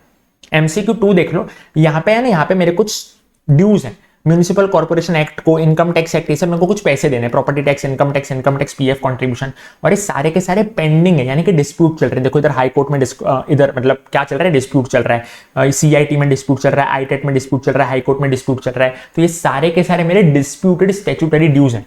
All the four matters for which information has been provided need to be reported under clause number 7 since all are pending with tribunals. पता है ना तुमको clause number 7 में D for dues, D for Dhoni, दो प्रकार के ड्यूज आते हैं, डिस्प्यूटेड और अनडिस्प्यूटेड। ये सारे डिस्प्यूटेड स्टैट्यूटरी ड्यूज हैं, मेरे को चारों के चारों रिपोर्ट करने पड़ेंगे। 2 employees have been dismissed from service due to fraud of 47 lakh. मेरे 2 एम्प्लॉइज ने 47 लाख चोरी कर लिया, बाद में मैंने उन लोगों से पैसा रिकवर कर लिया। भाई मैं उनसे पैसा रिकवर करूं या ना करूं वो सब इररिलेवेंट है, मेरे को ये चीज क्लॉज नंबर 11 में दिखानी पड़ेगी, फ्रॉड वाले क्लॉज में दिखानी पड़ेगी। It is a fraud on the company and the auditor should report the nature and amount. The duty to report the fraud under clause 11 is irrespective of the amount involved. यानी कि चाहे fraud 1 रुपए का हो या 1 करोड़ का हो, चाहे मैंने रिकवर करा हो नहीं करा हो, क्लॉज नंबर 11 में तो आएगा। सिंपल है। एक चीज याद रखना, जो अपन सेक्शन 143(12) में रिपोर्टिंग टू सेंट्रल गवर्नमेंट पढ़ते हैं ना, उसमें आपको लिमिट देखना है। 1 करोड़ के ऊपर का होगा तो फिर मैं सेंट्रल गवर्नमेंट को बताऊंगा, 1 करोड़ के नीचे का होगा तो नहीं बताऊंगा। लेकिन मेरे भाई बंधु क्लॉज नंबर 11 जो होता है ना कारो 2020 का, उसमें तुमको अमाउंट देखना ही नहीं होता है। 1 रुपए का फ्रॉड हो चाहे 1 करोड़ का, मेरे को दोनों रिपोर्ट करना होता है।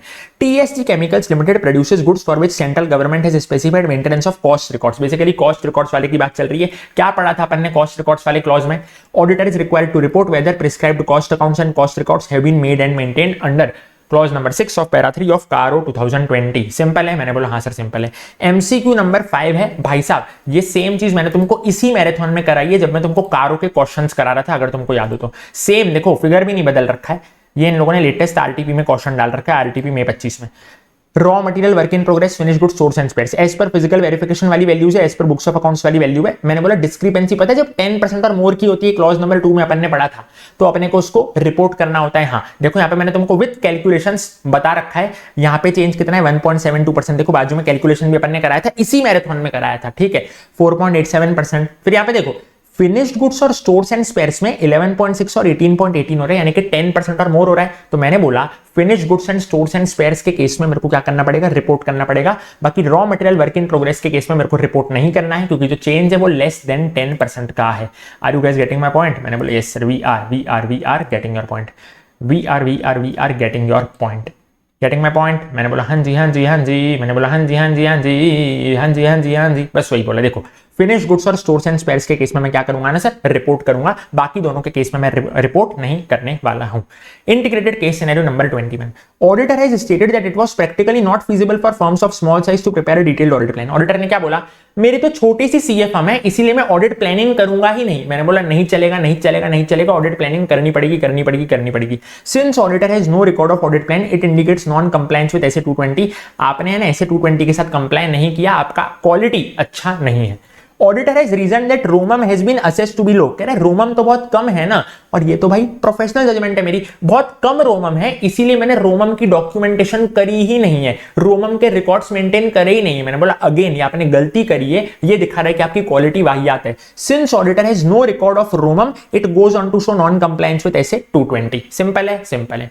ऑडिटर ने बोला कोई कंटेंशियस मैटर तो है ही नहीं, और इसीलिए एंगेजमेंट क्वालिटी कंट्रोल रिव्यू हम करेंगे ही नहीं। लेकिन जो कंपनी थी वो लिस्टेड एंटिटी। तो मैंने बोला भाई मैटर कंटेंशियस हो कि नहीं हो, I don't give a dam, listed entity के केस में हमेशा एंगेजमेंट क्वालिटी कंट्रोल रिव्यू करना पड़ेगा। क्या बोला है? EQCR मैंडेटरी है। अगेन आपने क्या है ना, SA 220 को वॉयलेट कर दिया है। इंड AS एप्लीकेबल था कंपनी को, लेकिन जो नोट्स टू अकाउंट्स था ना, उसमें इन लोगों ने AS का रेफरेंस दे रखा था। जब पूछा गया कि भाई ये क्या है, तुमने इंड AS की जगह AS का रेफरेंस क्यों दिया है, तो इन लोगों ने बोला कि भाई ये तो डेटा फीडिंग एंट्री एरर हो गए हमारे जूनियर स्टाफ से, चलेगा क्या? मैंने बोला नहीं चलेगा, ये सीरियस लैप्सेस है, ये दिखा रहा है कि आपके CFM की क्वालिटी वाहियात है। 220 का आपने क्या किया है, नॉन कंप्लायंस किया है, 220 का बेसिकली आपने वायलेशन किया है। जब आप कंक्लूजन निकालते हो ना on the basis of overall reading of case study, तो आप यही समझ पाते हो कि SQC1 और SA 220 जो है कंप्लाई किया ही नहीं गया है। चारों चार आप MCQ देख लो ऊपर के, सब में क्या बोला गया है कि SA 220 कंप्लाई नहीं किया गया। ठीक है, हाँ ये जो मैंने बोल्ड में मार्क कर रखा है ये क्वेश्चन है, और जो मैंने नीचे मार्क कर रखा है उसके आंसर है। ठीक है, जो मैंने नॉन बोल्ड में मार्क कर रखे। इंटीग्रेटेड केस सिनेरियो नंबर 22 क्या बोल रहा है? SA 240 में मैंने तुमको एक बात बताई थी, पता है क्या? जब कभी भी रेवेन्यू रिकॉग्निशन की बात आएगी ना, तो उसमें रोमम होगा ही होगा। The auditor needs to document reasons for arriving at conclusion that there is no ROMM related to revenue recognition. जब आप बोल रहे हो ना कि रोमम नहीं है रेवेन्यू रिकॉग्निशन में, तो तुमको ये चीज लिख के दिखानी पड़ेगी, क्योंकि नॉर्मली तुम्हें क्या एज्यूम कर रहा था, रेवेन्यू रिकॉग्निशन में रोमम होगा ही होगा, लेकिन आप बोल रहे हो नहीं है, आप बोल रहे हो कि there is no ROMM due to fraud, तो आप फिर मेरे को डॉक्यूमेंट करके दिखाओ, लिख के दिखाओ उसको अलॉन्ग विद रीजंस। सिंपल है, हाँ सर सिंपल है। Which is not likely to be an appropriate response to outline assessed ROMM due to fraud. मेरे को पता चला कि भाई ये वाली फैक्ट्री में है ना रोमम है, ये वाली फैक्ट्री में क्या है सर, रोमम है, यहां पे कुछ लोचा हो सकता है। मैंने बोला क्या रिस्पॉन्स अच्छा नहीं रहेगा, नॉट एन एप्रोप्रिएट रिस्पॉन्स। मैंने बोला अच्छा रिस्पॉन्स पता है क्या होता है, मैं थप्पो सरप्राइज दूंगा फैक्ट्री में, लेकिन नॉट एन एप्रोप्रिएट रिस्पॉन्स पूछा तो पता है वो क्या होता है, observing inventory count at certain locations after prior intimation. एक तो मैं इन्वेंट्री काउंटिंग करने सारी लोकेशन पे नहीं जा रहा हूं, सर्टन लोकेशन पे जा रहा हूं, वो भी पहले से बता के जा रहा हूं। तो मैंने बोला ये तो अच्छी बात नहीं है, क्वेश्चन में वही तो बोला है, क्या अच्छा रिस्पॉन्स नहीं है। अच्छा रिस्पॉन्स तो क्या होता है ना, मैं सारी जगह पे चेकिंग करता, वो भी बिना प्रायर इंटीमेशन के। ठीक है, अभी यहाँ पे बोला क्या अच्छा रिस्पॉन्स नहीं है, मैंने बोला एक तो मैं सर्टेन लोकेशन पे चेक कर रहा हूं, वो भी प्रायर इंटीमेशन के साथ, तो मैंने बोला ये कोई अच्छा रिस्पॉन्स, ये कोई बढ़िया वाला रिस्पॉन्स आपका नहीं होता है जब आपको रोमम आइडेंटिफाई होता है, जब आपको फ्रॉड के चांसेस पता लगते हैं। सिंपल है क्या, मैंने बोला हाँ सर सिंपल है। उसके बाद which statements most appropriately describe the responsibilities of auditor in relation to compliance with state pollution control legislation and regulations. मैंने बोला पोल्यूशन की बात चल रही है, यानी एनवायरमेंट की बात चल रही है। एनवायरमेंट वाला जो लॉ होता है वो डायरेक्ट इफेक्ट वाला लॉ होता है कि इनडायरेक्ट इफेक्ट वाला लॉ होता है, ऐसे 250 में मैंने बोला इनडायरेक्ट इफेक्ट वाला लॉ होता है। इनडायरेक्ट इफेक्ट वाले लॉ में आपको दो चीजें करके चलनी होती है, इंक्वायरी करनी पड़ती है आपको मैनेजमेंट की, हाँ सर, और करस्पॉन्डेंस विद रेगुलेटरी अथॉरिटीज आपको देखना पड़ता है। मैंने बोला हाँ ये दो चीज अपन ने पढ़ी थी, बस वही उसका आंसर बन जाएगा। अगला आ रहा है चाइल्ड लेबर। मैंने बोला ऐसे 250 में मैंने क्या बताया था, ये डायरेक्ट इफेक्ट वाले लॉ है कि इनडायरेक्ट इफेक्ट वाले, मैंने बोला इनडायरेक्ट इफेक्ट वाले लॉ है। ऐसे केस में आपको क्या करना पड़ेगा, auditor should obtain further information to evaluate the possible effect on financial statements, यानी कि मेरे को देखना पड़ेगा इसका क्या इंपैक्ट आ रहा है फाइनेंशियल स्टेटमेंट्स पे। Besides he should evaluate implications of non compliance for audit risk assessment, यानी कि मेरे को रोमम चेक करना पड़ेगा। एक चीज मैंने तुमको ऐसे 250 में पढ़ाई थी, चाहे आइडेंटिफाइड नॉन कंप्लायंस हो चाहे सस्पेक्टेड नॉन कंप्लायंस हो, दोनों को ही मेरे को डॉक्यूमेंट करना पड़ता है। किसी एक को मैं डॉक्यूमेंट नहीं करूंगा, दोनों को मैं डॉक्यूमेंट करता हुआ चलूंगा। Integrated case scenario number 23 like कर देना अगर अभी तक आपने लाइक नहीं किया है तो। In assessing whether ROMM related to revenue recognition policy is a significant risk, यानी मेरे को देखना है सिग्निफिकेंट रिस्क है कि नहीं है। याद है मैंने तुमको ऐसे 315 में कुछ एग्जांपल्स दिखाए थे, क्या सिग्निफिकेंट रिस्क है क्या सिग्निफिकेंट रिस्क नहीं है। Risk of fraud significant risk होती है, related party transaction significant risk होती है। उसमें ही एक था complexity of transaction and subjectivity. अगर कॉम्प्लेक्स ट्रांजैक्शन होता है, अगर सब्जेक्टिव ट्रांजैक्शन होता है, तो मैं बोलूं कि रोमम बढ़ जाता है, सिग्निफिकेंट रिस्क होती है, तो बस वही इसका आंसर है। अगर कॉम्प्लेक्सिटी है किसी ट्रांजैक्शन में, सब्जेक्टिविटी है किसी ट्रांजैक्शन में, तो वहां पे सिग्निफिकेंट रिस्क होती है। बस वही बोला कि भाई सिग्निफिकेंट रिस्क होती है नहीं होती है, कहां होती है, वही इन लोगों ने बोल रखा है।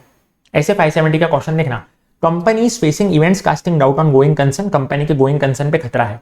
Management is looking for financing options, management को पैसे चाहिए, तो मैनेजमेंट देख रहा है कहां से मैं पैसे ला पाऊं। वो सोच रहा है चलो मैं कुछ इक्विटी इशू करता हूं, चलो मैं कैश क्रेडिट ले लेता हूं, बैंक से वगैरह लोन ले लेता हूं, ठीक है। तो मैनेजमेंट ये सारी चीजों को देख रहा है कि मेरे को कहां से पैसे उठाने चाहिए। विच of the following courses of action is most consistent with ऐसे 570। अब ऐसे 570 में तुम क्या पढ़ते हो, पहला ऑप्शन है conclude that no material uncertainty exist because the board has approved plans to raise additional capital. भाई ऐसा थोड़ी होता है, बोल रहे हैं कि भाई पैसा आपको आने वाला है ना, तो कोई मटेरियल अनसर्टेनिटी है ही नहीं। मैंने बोला ये तो गलत है ना भाई, मटेरियल अनसर्टेनिटी तो है, तो मैंने बोला ये वाला ऑप्शन तो कट हो गया, ठीक है ओके। फोर्थ पॉइंट क्या बोल रहा है देखना, रेगुलेटर्स को कम्युनिकेट करना पड़ता है। मैंने बोला ऐसे 570 में अपन ने कहीं भी ऐसा नहीं देखा कि रेगुलेटर्स को कम्युनिकेट करना पड़ता है, तो ये वाला ऑप्शन भी चला गया। सेकंड और थर्ड बचते हैं। थर्ड क्या बोल रहा है, रिटर्न रिप्रेजेंटेशन आपको लेना पड़ेगा मैनेजमेंट से फ्यूचर एक्शंस को लेकर के। मैंने बोला हाँ ये बात तो अपन ने ऐसे 570 में पढ़ी है, लेकिन क्या यहाँ पे पूरे केस में कहीं भी रिटर्न रिप्रेजेंटेशन की बात चल रही है क्या। मैंने बोला नहीं सर नहीं चल रही है रिटर्न रिप्रेजेंटेशन की बात। तो किसकी बात चल रही है, बात ये चल रही है मैनेजमेंट को बाहर से पैसा उठाना है, तो बस वही अपना करेक्ट आंसर है ये सेकंड वाला। Evaluate management's plans to raise additional capital including their feasibility and the likelihood of success, यानी कि भाई वो लोग बाहर से पैसा उठा रहे हैं, कितना फीजिबल है उनका प्लान, कितना बराबर है उनका प्लान, लाइक्लीहुड ऑफ सक्सेस क्या है, क्या वो लोग सक्सेसफुल हो पाएंगे कि नहीं हो पाएंगे, ये है इसका सेकंड वाला पार्ट, ठीक है। सेकंड इसका क्या बन जाता है, आंसर बन जाता है। सर अब ये देखना अगला वाला देखना, कारो का है। एक्स लिमिटेड ने पे कर दिए arrears of undisputed statutory dues just day before the date of audit report. Audit report की डेट थी 31 जुलाई, इन लोगों ने 30 जुलाई को सारे के सारे अनडिस्प्यूटेड स्टैट्यूटरी ड्यूज पे कर दिए। Auditor believes that only disputed dues need to be reported under CARO. अब ऑडिटर क्या बोल रहा है, अनडिस्प्यूटेड तो मैंने पे कर दिए, तो खाली डिस्प्यूटेड वाले में कारो में रिपोर्ट कर दूंगा, अनडिस्प्यूटेड वाले में रिपोर्ट नहीं करूंगा। चलेगा क्या? नहीं चलेगा, नहीं चलेगा, नहीं चलेगा। उसको दोनों के दोनों रिपोर्ट करने पड़ेंगे, डिस्प्यूटेड वाले भी रिपोर्ट करने पड़ेंगे, अनडिस्प्यूटेड वाले भी रिपोर्ट करने पड़ेंगे under clause number 7 of para 3 of CARO 2020। Integrated case scenario number 24 क्या बोल रहा है, बड़े ध्यान से देखना। Substantial revenues of the company 75% is generated through cash sales, यानी कैश सेल्स मेरा कितना होता है, 75% होता है, 25% मेरा पेटीएम का सेल्स होता है। ठीक है, ओके। यानी मैं बोल दूं परवेजिव की बात चल रही है यहाँ पे, परवेजिव है, हाँ सर परवेजिव है भाई 75%। कोई प्रॉपर सिस्टम है ही नहीं, कोई इंटरनल कंट्रोल है ही नहीं है कैश सेल्स को देखने का, इसीलिए मैं कुछ वेरीफाई कर ही नहीं पाया। यानी सफिशिएंट एप्रोप्रिएट ऑडिट एविडेंस तो मेरे पास है नहीं। अब सफिशिएंट एप्रोप्रिएट ऑडिट एविडेंस नहीं है, मटीरियल है मामला और परवेजिव भी है, तो मैं बोलूं क्या मेरे को देना पड़ेगा? ऐसे केस में मेरे को देना पड़ता है disclaimer of opinion and bases for disclaimer of opinion. Simple है, सिंपल है। जब कभी भी डिस्क्लेमर ऑफ ओपिनियन आता है तो मैंने एक चीज बताई थी, आप है ना, आप स्टेटमेंट को चेंज कर दोगे from financial statements have been audited to auditor was engaged to audit financial statements. यानी आप क्या लिखोगे अब, auditor was engaged to audit financial statements. आप ऐसा नहीं लिख सकते कि financial statements have been audited, क्योंकि फाइनेंशियल स्टेटमेंट्स तो ऑडिट हुई नहीं। सिंपल है, सिंपल है। अगला केस देखना ऐसे 705। X Limited has been dragged to court by Y Limited for stealing its trade secrets. X Limited ने Y Limited के कुछ सीक्रेट्स चुरा लिए। ठीक है, ठीक है। अब मेरे को पता नहीं है, X Limited ये कोर्ट केस में जीत भी सकता है, हार भी सकता है। मतलब Y वालों ने क्या किया ना, X पे कोर्ट केस कर दिया, तो X Limited जीत भी सकता है, हार भी सकता है। पहले के जो ऐसे केस हुए ना, उसमें कभी लोग जीते भी है, कभी लोग हारे भी है, कुछ पता नहीं है। और फाइनेंशियल स्टेटमेंट साइलेंट है इस लिटिगेशन मैटर पे। अब भाई तुम बताओ, सफिशिएंट एप्रोप्रिएट ऑडिट एविडेंस है क्या? बिंदास है, मेरे को पता है कि हाँ एक्स लिमिटेड ने चुराया है वाई लिमिटेड का ट्रेड सीक्रेट। ठीक है, मामला मटीरियल है, हाँ, लेकिन मामला परवेजिव नहीं है। मामला परवेजिव नहीं है, देखो कहीं भी कहीं फिगर नहीं लिख रखा कि कितने रुपए की पेनल्टी आएगी। और भाई एक ही ट्रेड, एक कोर्ट केस की बात है भाई, उससे पूरे फाइनेंशियल्स पे इंपैक्ट तो आ रहा नहीं है। तो मैं बोल दूंगा कि भाई यहाँ पे क्वालिफाइड ओपिनियन दिया जाएगा। और यहाँ पे आपने नॉन डिस्क्लोजर किया है मटीरियल कंटिंजेंट लायबिलिटी का, यानी क्वेश्चन में बोला है ना financial statements are silent on this litigation matter, ये गलत है। आपको उसको कंटिंजेंट लायबिलिटी के रूप में दिखाना चाहिए था नोट्स टू अकाउंट्स में, लेकिन यहाँ पे आपने नहीं दिखाया है, नॉन डिस्क्लोजर है। तो मैंने बोला ये गलत बात आपने करी है। सिंपल है, सिंपल है। अगला देखना, net profit before tax 2 crore का था। नेट प्रॉफिट बिफोर टैक्स कितना था? 2 करोड़ का था। हुआ क्या है ना, मेरा एक रिसीवेबल था 3 करोड़ रुपए का। ठीक है, 3 करोड़ मेरे को आने वाले थे, लेकिन अब क्वेश्चन में बोला है वो जहां से मेरे को आने वाले थे ना, वो बंदा बैंकक्रप्ट हो गया, तो अब 3 करोड़ मेरे को नहीं आने वाले। 3 करोड़ अब मेरे को नहीं आने वाले। सफिशिएंट एप्रोप्रिएट ऑडिट एविडेंस है क्या? हाँ है, सफिशिएंट एप्रोप्रिएट ऑडिट एविडेंस तो है कि हाँ 3 करोड़ मेरे को आने वाले, वो बात मेरे को पता है। मामला मटीरियल है, हाँ मटीरियल तो हमेशा रहता है। परवेजिव है क्या मामला? अब इस चीज को बड़े ध्यान से देखना। 3 करोड़ है ना, 3 करोड़ मेरे को राइट ऑफ करना पड़ेगा। सिंपल है, क्योंकि 3 करोड़ तो अब मेरे को आने नहीं वाला, बैंकक्रप्ट हो गया है मेरा जो भी डेटर था। लेकिन मैंने अभी तक इसको राइट ऑफ नहीं किया, ऐसा क्वेश्चन में बोला गया। देखो, date has not been written off. अगर आपने इसको राइट ऑफ किया तो मैं बोलूं 3 करोड़ जो है ना, 3 करोड़ इसको मैं प्रॉफिट में से माइनस करूंगा तो 2 करोड़ का मेरा प्रॉफिट है। तो 2 करोड़ का मेरा प्रॉफिट है, इसमें से अगर मैंने 3 करोड़ को राइट ऑफ कर दिया जो कि मेरा नॉन रिसीवेबल है, तो मेरा 1 करोड़ का लॉस हो जाएगा। अरे बाप, ये तो पूरे फाइनेंशियल स्टेटमेंट्स को इंपैक्ट कर रहा है। मेरा 2 करोड़ का प्रॉफिट 1 करोड़ के लॉस में बदल जाएगा। मैंने बोला इससे तो मेरी पूरी फाइनेंशियल स्टेटमेंट्स की बैंड बच जाएगी। तो मैंने बोला भाई ये मामला परवेजिव है, इसीलिए यहाँ पे सफिशिएंट एप्रोप्रिएट ऑडिट एविडेंस है, मटीरियल है, परवेजिव है, तो मेरे को एडवर्स ओपिनियन देना पड़ जाएगा। सिंपल है, सिंपल है। अगला देखना ऐसे 705 क्या बोल रहे हैं, सुनना। एक गोडाउन था, गोडाउन पे मैंने इन्वेंट्री चेक नहीं करी, गोडाउन पे मैंने इन्वेंट्री चेक नहीं करी, बोला क्या गया है देखना, could not attend physical inventory count. Alternative procedures भी मैंने परफॉर्म नहीं किया, यानी बेसिकली मेरे को कुछ ऑडिट एविडेंस मिला ही नहीं, मैंने गोडाउन पे जाके इन्वेंट्री चेक करी नहीं। तो मैं बोलूं सफिशिएंट एप्रोप्रिएट ऑडिट एविडेंस नहीं है। हाँ मटीरियल है मामला, हाँ मटीरियल है।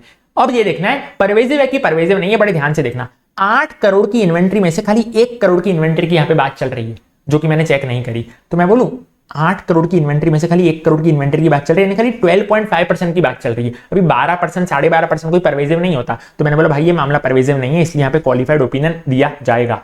इंटीग्रेटेड केस सिनेरियो नंबर 25 ऐसे 560 के बारे में बात कर रहे हैं, बड़े ध्यान से देखना क्या बोला गया है ना। देखना यहाँ पे ऐसा बोला गया है कि भाई सुनना, फाइनेंशियल स्टेटमेंट्स को अमेंड किया गया है। अमेंड कब करते हैं? जब इवेंट होता है कि फैक्ट होता है? मैंने बोला जब फैक्ट होता है तब अमेंड करते हैं। अब अमेंडेड फाइनेंशियल स्टेटमेंट्स अप्रूव हुई है 25 जुलाई को। 25 जुलाई को फाइनेंशियल स्टेटमेंट्स अप्रूव हुई है, ठीक है। तो मैंने तुमको क्या सिखाया था, ऑडिट रिपोर्ट की डेट कब आएगी? मैं बोलूं ऑन और आफ्टर 25 जुलाई आएगी। हाँ, ऑडिट रिपोर्ट की जो डेट होती है ना, वो हमेशा ऑन और आफ्टर फाइनेंशियल स्टेटमेंट्स की डेट आती है। तो ऑन और आफ्टर 25 जुलाई में दी आएगी न्यू ऑडिट रिपोर्ट की डेट, ठीक है। What will be the appropriate date of signing new audit report? मैंने बोला ऑन और after 25 July. New audit report यानी कि अमेंडेड ऑडिट रिपोर्ट, क्योंकि फाइनेंशियल स्टेटमेंट्स भी अमेंड हुए, तो मैंने बोला ऑडिट रिपोर्ट भी अमेंड करने पड़ेंगे। फाइनेंशियल स्टेटमेंट्स की डेट है 25 जुलाई, तो ऑडिट रिपोर्ट ऑन और आफ्टर 25 जुलाई। अब देखना बड़े ध्यान से, क्वेश्चन में बोला गया है कि एक फायर लगी थी, फायर आग लगी थी, साल खत्म हुआ 31 मार्च को, मान लो आग लगी थी यहां पे जून में, ठीक है। मैंने क्या बताया था, आग जब भी लगती है तो वो एडजस्टिंग इवेंट है कि नॉन एडजस्टिंग इवेंट है? फायर हमेशा नॉन एडजस्टिंग इवेंट है। नॉन एडजस्टिंग इवेंट को क्या करना पड़ता है? डिस्क्लोज करना पड़ता है, एडजस्ट नहीं करना पड़ता। तो बस वही है, management should disclose in notes to accounts about fire event, ठीक है। हो गया मेरा 5th MCQ। क्वेश्चन में ट्रीटमेंट पूछेगा कि क्या करना होता है, तो मैंने बोला डिस्क्लोज करना होता है नोट्स टू अकाउंट्स। देखो मैंने यहाँ पे अंडरलाइन कर रखा है, सिंपल है, सिंपल है। अब देखना, which is not audit procedure as per SF 560। SF 560 के हिसाब से क्या ऑडिट प्रोसीजर नहीं है? अगर तुमको पता हो ना सब्सिक्वेंट इवेंट्स के ऑडिट प्रोसीजर्स SF 560 में पढ़ने पड़े थे, तो ये 3 आते हैं। Obtaining understanding of management procedures, enquiring of the management, reading minutes of meeting से 3 अपन ऑडिट प्रोसीजर्स में पढ़ते हैं। लेकिन एक नहीं पढ़ते, पता है कौन सा? Getting interim financial statements prepared. ऐसा इंटरिम फाइनेंशियल स्टेटमेंट्स वाली कोई भी खेलाकूदी अपन ऐसे 560 में नहीं करते। तो बस वही है, which is not audit procedure. तो मैंने बोला ये इंटरिम FS वाला कोई भी ऑडिट प्रोसीजर नहीं है, सिंपल है, सिंपल है। बाकी ये 3 तो क्या है ना, ऑडिट प्रोसीजर्स होते हैं। ये आपको MCQ था, 4 पॉइंट दे रखे थे, मेरे को ये वाला टिक करके आना है, गेटिंग इंटरिम FS वाला, ठीक है, ओके। अब क्या हुआ ना, इस पर्टिकुलर केस में ऐसा हुआ है कि 2 ऑडिट रिपोर्ट बनी है।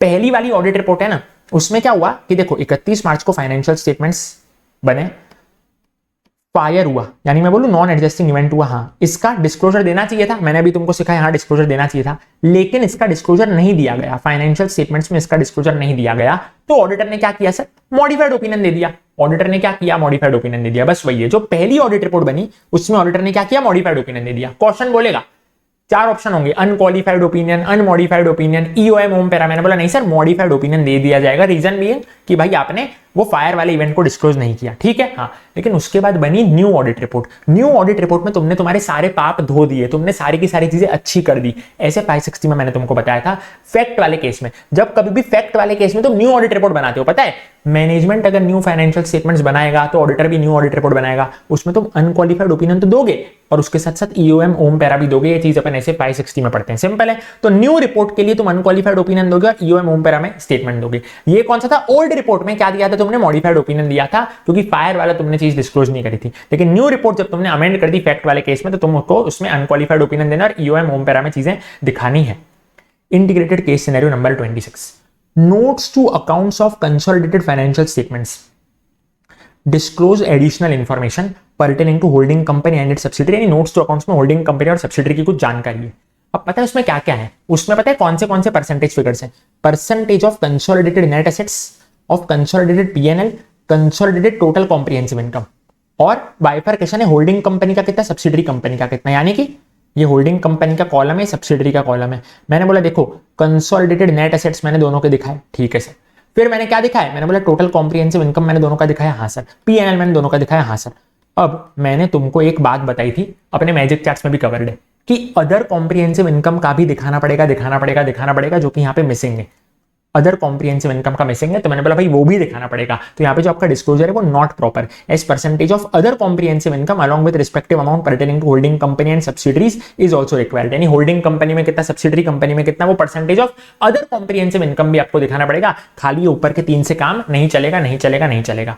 एक फॉरेन सब्सिडरी थी। अब फॉरेन में तो तुमको पता है फाइनेंशियल स्टेटमेंट्स कब तक बनते हैं? 31 दिसंबर तक बनते हैं, क्योंकि वहां पे कैलेंडर ईयर फॉलो होता है, ठीक है।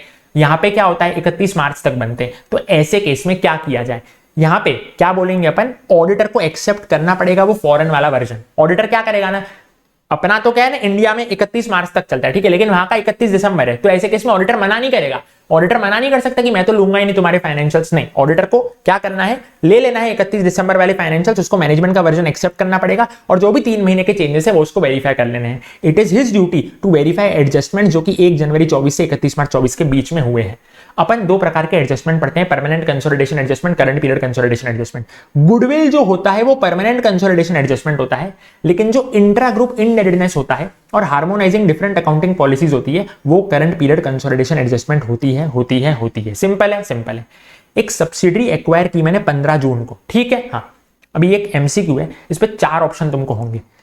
Auditor should verify that income and expenditure of subsidiary are included in conso FS for complete year. क्या कंप्लीट ईयर की चीजें कंसोलिडेट करूंगा क्या? मैंने बोला नहीं, from the date it gains control of subsidiary, यानी 15 जून से ही मेरे को चीजें लेना चालू करनी है, 15 जून से ही मैं कंसोलिडेट करना चालू करूंगा। यानी ऐसा जो ऑप्शन होगा ना जिसमें होगा कंप्लीट ईयर, तो मैंने बोला वो वाले ऑप्शन पे आपको टिक नहीं करना है, इसलिए मैंने वो काट के दे रखा है। सिंपल है, सिंपल है। और जो आपको फिगर्स लेने हैं ना वो आपको एक्विजिशन डेट के लेने हैं, यानी 15 जून के लेने हैं। प्रीसीडिंग डेट यानी 14 जून के फिगर्स आपको नहीं लेने हैं। तो समझे तुमको कैसा होगा पेपर में, कैसा होगा, 4 ऑप्शन होंगे, वो 4 ऑप्शन में से जिस ऑप्शन पे लिखा हो ना कंप्लीट ईयर, तो वो वाला ऑप्शन आपको सिलेक्ट नहीं करना है, इसलिए मैंने यहाँ पे कट कर दिया। प्रीसीडिंग डेट लिखा होगा ना, तो मैंने बोला वो वाला ऑप्शन आपको सिलेक्ट नहीं करना है, इसलिए मैंने यहाँ पे कट कर दिया। कौन सा ऑप्शन सिलेक्ट करना है, जिसमें हो from the date it gains control of subsidiary और एक्विजिशन डेट। सिंपल है, यानी बेसिकली 15 जून की बात चल रही है। 15 जून से मेरे को चीजें लेना चालू करनी है। एक्विजिशन डेट या date it gains control of subsidiary 15 जून ही है। ठीक है, ठीक है। कारो 2020 में कौन सी अपन रिपोर्टिंग करेंगे, कंसोलिडेटेड एफएस वाली। कोई कंसोलिडेटेड एफएस वाली रिपोर्टिंग अपन ने पढ़ी थी क्या कारो 2020 में? हाँ पढ़ी थी, क्लॉज नंबर 21 याद है, उसमें होता है reporting of details of subsidiaries with para number of report under कारो 2020। उन वाली कंपनी का जिधर क्वालिफिकेशन एडवर्सरी मार्क्स है, बस वही क्लॉज नंबर 21 वाली रिपोर्टिंग की यहाँ पे बात चल रही है। इसी के साथ अपना 26 केस सिनेरियो भी खत्म हो चुका है बढ़िया तरीके से। लाइक जरूर कर देना भाई साहब वीडियो को। बेस्ट तरीके से अब मैं तुम लोगों को करवा देता हूं इंटीग्रेटेड केस सिनेरियो नंबर 27। देखो सर, बैंक ऑडिट का ये है KYC guidelines for CASA accounts. KYC मतलब कि नो योर कस्टमर, बेसिकली जब आपका आधार लिया जाता है ना बैंक वालों के द्वारा, उसकी बात चल रही है। कासा अकाउंट्स, कासा यानी कि current account, saving account. contain requirements with respect to customer acceptance policy, customer identification procedures, monitoring of transactions and risk management। यानी कि पता है आपका आधार कार्ड क्यों लिया जाता है? ताकि वो लोग आपको एक्सेप्ट कर पाए। यानी कि जब आपका बैंक खाता खुलता है ना, कहीं भी अकाउंट खुलता है, मान लो एसबीआई में आदमी को खाता खुलवाना है, तो एक्सेप्टेंस के लिए सबसे वो लोग पहले केवाईसी लेंगे सबसे पहले, तो ठीक है। आइडेंटिफिकेशन के लिए लेते हैं कि जो शंकर लखवानी जिसका खाता खुल रहा है यही उसका फोटो है ना, यही उसका साइन है ना, वगैरह वगैरह। उनको ट्रांजैक्शंस मॉनिटर करने होते हैं ना सर, मेरे पैन कार्ड के साथ उसको लिंक करना होता है, इसीलिए वो लोग केवाईसी लेते हैं, इसलिए वो लोग आधार कार्ड लेते हैं। और रिस्क मैनेजमेंट करने के लिए वो लोग केवाईसी लेते हैं। तो केवाईसी ये 4 काम के लिए लिया जाता है। इसके अलावा भी 3 ऑप्शन तुमको अगर देखने को मिलेंगे तो वो तीनों के 3 ऑप्शन इनकरेक्ट है। ये करेक्ट ऑप्शन है, केवाईसी खाली इन 4 कामों के लिए लिया जाता है। Which is not a duty of concurrent auditor for dormant deposit accounts। मैंने है ना एसबीआई में मेरा एक खाता है, 6 साल से मैंने उसको ऑपरेट नहीं किया, डोरमेंट हो गया है वो, ठीक है। अब कॉन्करेंट ऑडिटर की ऐसे में क्या ड्यूटी नहीं है, तो मैंने बोला फॉलो अप करना उसकी ड्यूटी नहीं है। वो रोज मेरे को फोन नहीं करेगा, हेलो शंकर लखवानी आके खाता खुलवाना, हेलो शंकर लखवानी खाते को ऑपरेट करना। मैंने बोला वो उसकी ड्यूटी नहीं है। Follow up with account holders to ensure के status of accounts remains active, वो कॉन्करेंट ऑडिटर की जिम्मेदारी नहीं है। उसकी तो क्या जिम्मेदारी है ना, वो वेरीफाई करे कि dormant accounts are revived with appropriate authority, और वो ऑथोराइजेशन चेक करे, वो उसकी जिम्मेदारी। वहां पे बैठे बैठे वो सब काम करे, ऐसा फोनाबाजी करना उसकी काम नहीं है कि वो फोन करे लोगों को। ब्रांच है ना, ब्रांच मान लो एसबीआई की एक ब्रांच है, उसने 7 लोन दिए, ठीक है। सेम महीने में, मान लो अप्रैल के महीने में उसने 7 लोन दिए। किसने दिए? मैंने बोला बैंक के मैनेजर ने दिए, ठीक है। 10 करोड़ के उसने लोन दिए हैं। अभी हुआ क्या ना, सारे के सारे उसने सेम इंडस्ट्री को दिए। क्वेश्चन में बोला गया था सारे के सारे उसने जूट इंडस्ट्री को बैग दिए। सारे के सारे लोन जो है ना, 7 लोन उसने जूट इंडस्ट्री वालों को दिए। मान लो दूसरी कोई इंडस्ट्री, फार्मा इंडस्ट्री को उसने नहीं दिए। ऑडिटर बोलता है कि ये तो गलत है, ये चीज तो इम्प्रॉपर है, क्योंकि इसमें डाइवर्सिटी नहीं है। तो मैं बोलता हूं आंसर में कि लोन देना ना देना चीफ मैनेजर के पावर में आता है, बैंक के मैनेजर के पावर में आता है। कॉन्करेंट ऑडिटर को इससे कोई फर्क नहीं पड़ना चाहिए। It does not fall in concurrent auditors domain to question the lending decision conforming to banks norms. यानी यहां पे बोला गया जो कॉन्करेंट ऑडिटर है ना, उसको लगा कि ये तो गलत हो रहा है, खाली एक इंडस्ट्री वाले को क्यों जा रहा है। तो मैंने बोला भाई उसका कोई लेना देना नहीं होना चाहिए इसमें। एमएसएमई बोरोवर था एक, shifted credit facilities to private bank. मान लो मेरा एक खाता था, ठीक है। वो खाता मैंने क्या करा ना, पुरानी बैंक से हटा के एक प्राइवेट बैंक में खुलवा लिया। एसबीआई से हटा के मैंने किस में खुला लिया? एक प्राइवेट बैंक में खुला लिया। क्रेडिट फैसिलिटी को मैंने शिफ्ट कर दिया प्राइवेट बैंक में, ठीक है। हाँ, तो जो मेरा पुराना ब्रांच था ना, वो तो गुस्सा हो जाएगा कि भाई मेरा खाता तूने हटा दिया और तूने उसकी जगह पे कहीं प्राइवेट बैंक में खाता खुला लिया। एसबीआई से मैं खुला के हटा के अगर मैं आईसीआईसीआई में करा लूंगा तो एसबीआई वाला तो गुस्सा हो जाएगा। तो उसने लेवी किए foreclosure charges on outstanding credit facilities of borrower. उसने कुछ फोरक्लोजर चार्जेस डाल दिए। लेकिन मेरा अभी भी करंट अकाउंट तो है एसबीआई के पास। मान लो मैंने सेविंग अकाउंट जो है ना एसबीआई से बंद करके आईसीआईसीआई में खुला लिया, लेकिन अभी भी करंट अकाउंट तो मेरा एसबीआई के पास ही है। रिवर्सल ऑफ चार्जेस अगर उन लोगों ने किए ना, इससे उनका रेवेन्यू लॉस हो जाएगा। किनका? एसबीआई वालों का रेवेन्यू लॉस हो जाएगा। तो भाई ये जो मैटर है ना, it is to be reported even though it would lead to revenue loss for branch. भले एसबीआई का रेवेन्यू लॉस हो तो भी उनको ये मामला रिपोर्ट करना पड़ेगा उनकी रिपोर्ट में। सिंपल है। यानी जो कॉन्करेंट ऑडिटर ऑफ एसबीआई होगा ना, जो अपना रिपोर्ट बनाएगा उसमें वो मामले को रिपोर्ट करेगा, क्योंकि ये एक इंपॉर्टेंट मामला है कि भाई कोई कस्टमर ने क्या किया है ना, आपके वहां से खाता हटा करके कहीं प्राइवेट बैंक में खुला लिया है। तो मैंने बोला ये मामला तो उनको क्या करना पड़ेगा, रिपोर्ट करना पड़ेगा। भले उनका रेवेन्यू लॉस हो गया, इसमें रेवेन्यू लॉस हो गया ना, पहले सारे पैसे किनको जा रहे थे, एसबीआई को, अब पैसे किसको जाएंगे, आईसीआईसीआई वालों को जाएंगे। ठीक है, ठीक है। बैंक ऑडिट का अगला है temporary over limit in CC account and temporary overdrafts in current accounts have been granted, it falls within chief managers power. यानी कि बैंक मैनेजर ने क्या किया है ना, टेम्पररी पीरियड के लिए, मान लो 2-3 महीने के लिए ज्यादा पैसा दे दिया है किसी कस्टमर को, क्या किया उसने, ज्यादा पैसा दे दिया, 2 लाख की जगह 4 लाख दे दिया, 5 लाख की जगह 6 लाख दे दिया है। तो मैंने बोला ये मामले को तुमको मंथली कॉन्करेंट ऑडिट रिपोर्ट में रिपोर्ट करना पड़ेगा, लेकिन रिपोर्ट करने से पहले एक बार चीफ मैनेजर के साथ ये डिस्कशन कर लेगा। जो हमारा कॉन्करेंट ऑडिटर होगा वो चीफ मैनेजर के साथ क्या कर लेगा, डिस्कशन कर लेगा। Integrated case scenario number 28 NBFC audit पढ़े, ध्यान से देखना। Passing of board resolution for non acceptance of public deposits. मैंने तुमको ये बताया था, जब कभी भी आप एक्सेप्ट नहीं कर रहे हो ना पब्लिक डिपॉजिट, आप एक ऐसी एनबीएफसी जो कि एक्सेप्ट नहीं कर रहे पब्लिक डिपॉजिट, तो आपको उसके लिए बोर्ड रेजोल्यूशन पास करना पड़ता है। ये मैंने तुमको पता है किधर पढ़ाया था, जब अपन answer number 11 of magic charts पढ़ रहे थे, वो था auditors additional report to board of directors. CARO 2020 में मैंने तुमको कभी भी ये चीज नहीं पढ़ाई थी, मैंने तुमको ये एडिशनल रिपोर्ट टू बीओडी में पढ़ाई थी। तो तुमको 4 ऑप्शन होंगे, एक ऑप्शन में क्या होगा, कारो 2020, तो वो वाला ऑप्शन तुमको सिलेक्ट नहीं करना है। कौन सा ऑप्शन सिलेक्ट करना है, additional report to board of directors वाला। यानी तुम देख रहे हो कितनी मेहनत कर रखी है, यहाँ पे मैंने कॉपी पेस्ट नहीं किया है, पूरा पूरा मैंने टाइप किया है, किधर किधर तुम्हारे इनकरेक्ट ऑल्टरनेटिव्स थे उन सबको कट भी करके दिखाया, ताकि तुम्हारा 1.5 दिन का एकदम सेटल हो जाए। भाई आखिरी दिन तक मैं हूं तुम्हारे लिए। लाइक करो भाई, वीडियो को नहीं किया है दोस्तों के साथ, अभी के अभी साथ शेयर करो दोस्तों के साथ, और कमेंट करो yes I will definitely score 70+ in CA final audit. Simple है, सिंपल है। ऑडिटर ने परफॉर्म किए हैं ऑडिट प्रोसीजर्स ईसीएल पे, ईसीएल यानी कि एक्सपेक्टेड क्रेडिट लॉस मॉडल पे, कुछ लेना देना नहीं है। क्वेश्चन में बोला गया है सिग्निफिकेंट जजमेंट वाला मामला है, सिग्निफिकेंट जजमेंट वाले मामले तुम किधर डालते हो, मैंने बोला की ऑडिट मैटर में मैं उसको दिखाता हूं।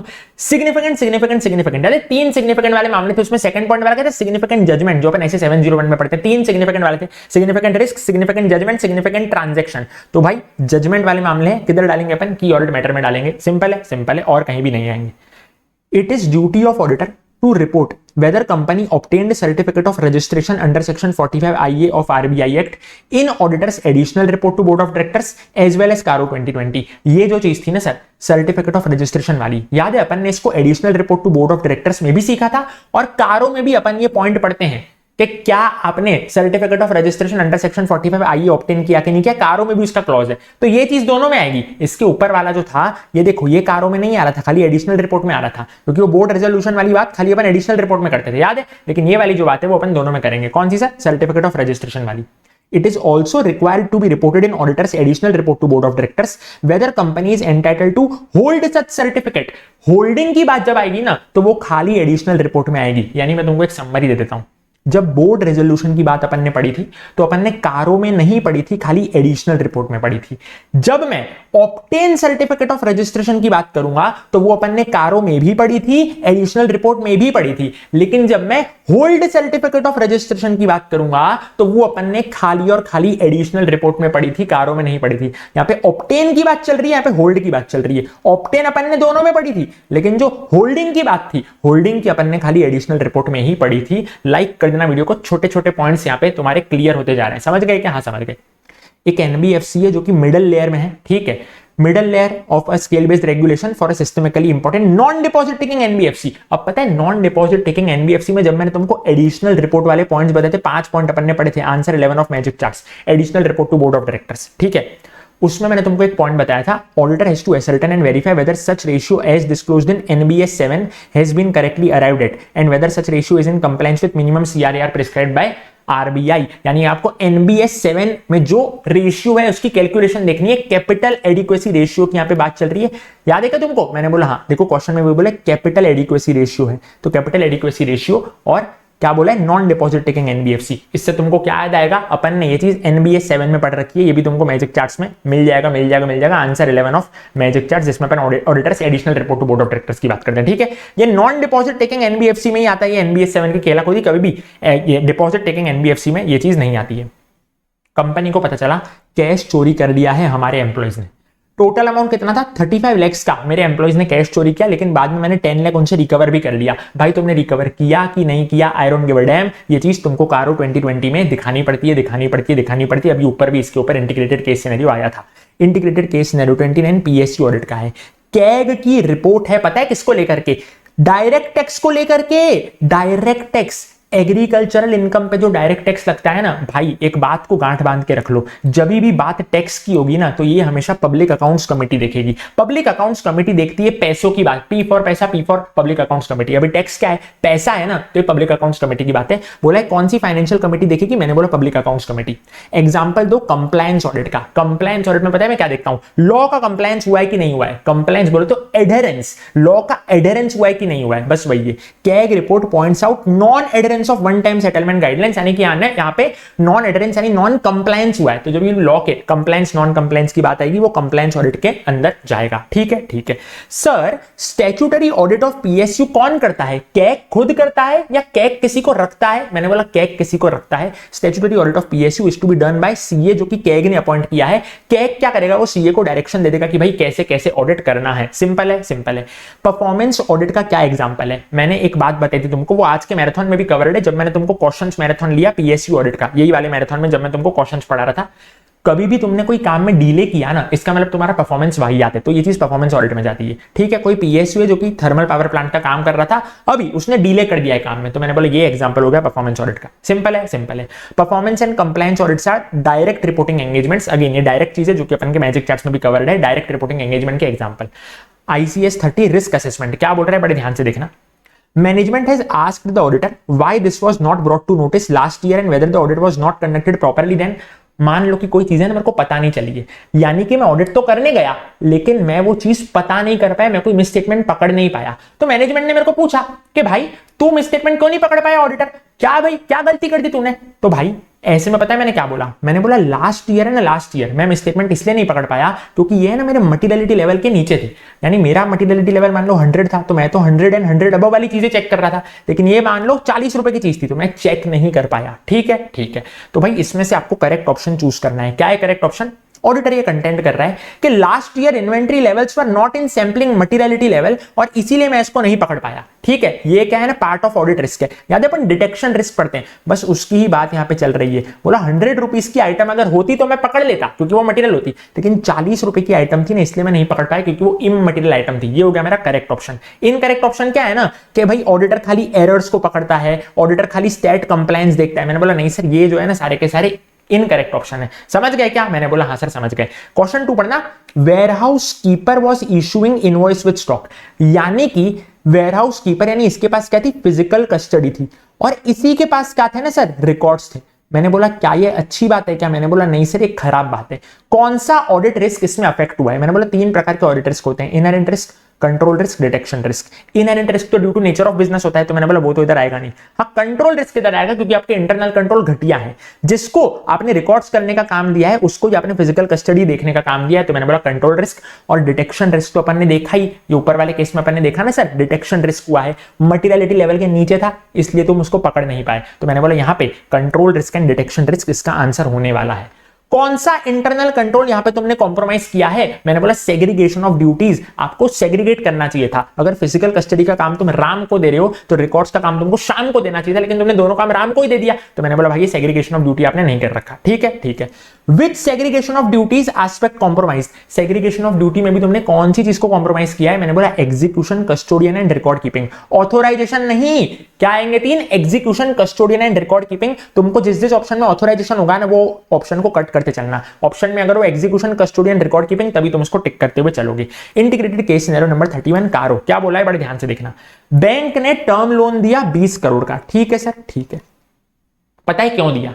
बैंक ने बोला इससे तुम रीपेमेंट करना लोन का, 10 करोड़ के लोन का तुम इससे क्या करना? रीपेमेंट करना। ठीक है, ओके।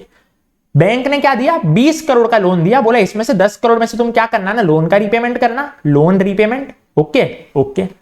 बाकी के जो 10 करोड़ बचते हैं ना उससे तुम क्या करना ना? डेवलपमेंट और कंस्ट्रक्शन एक्सपेंस करना अदर देन लैंड कॉस्ट। ठीक है, डेवलपमेंट कंस्ट्रक्शन करूंगा other than land, DNC other than land, development construction other than land.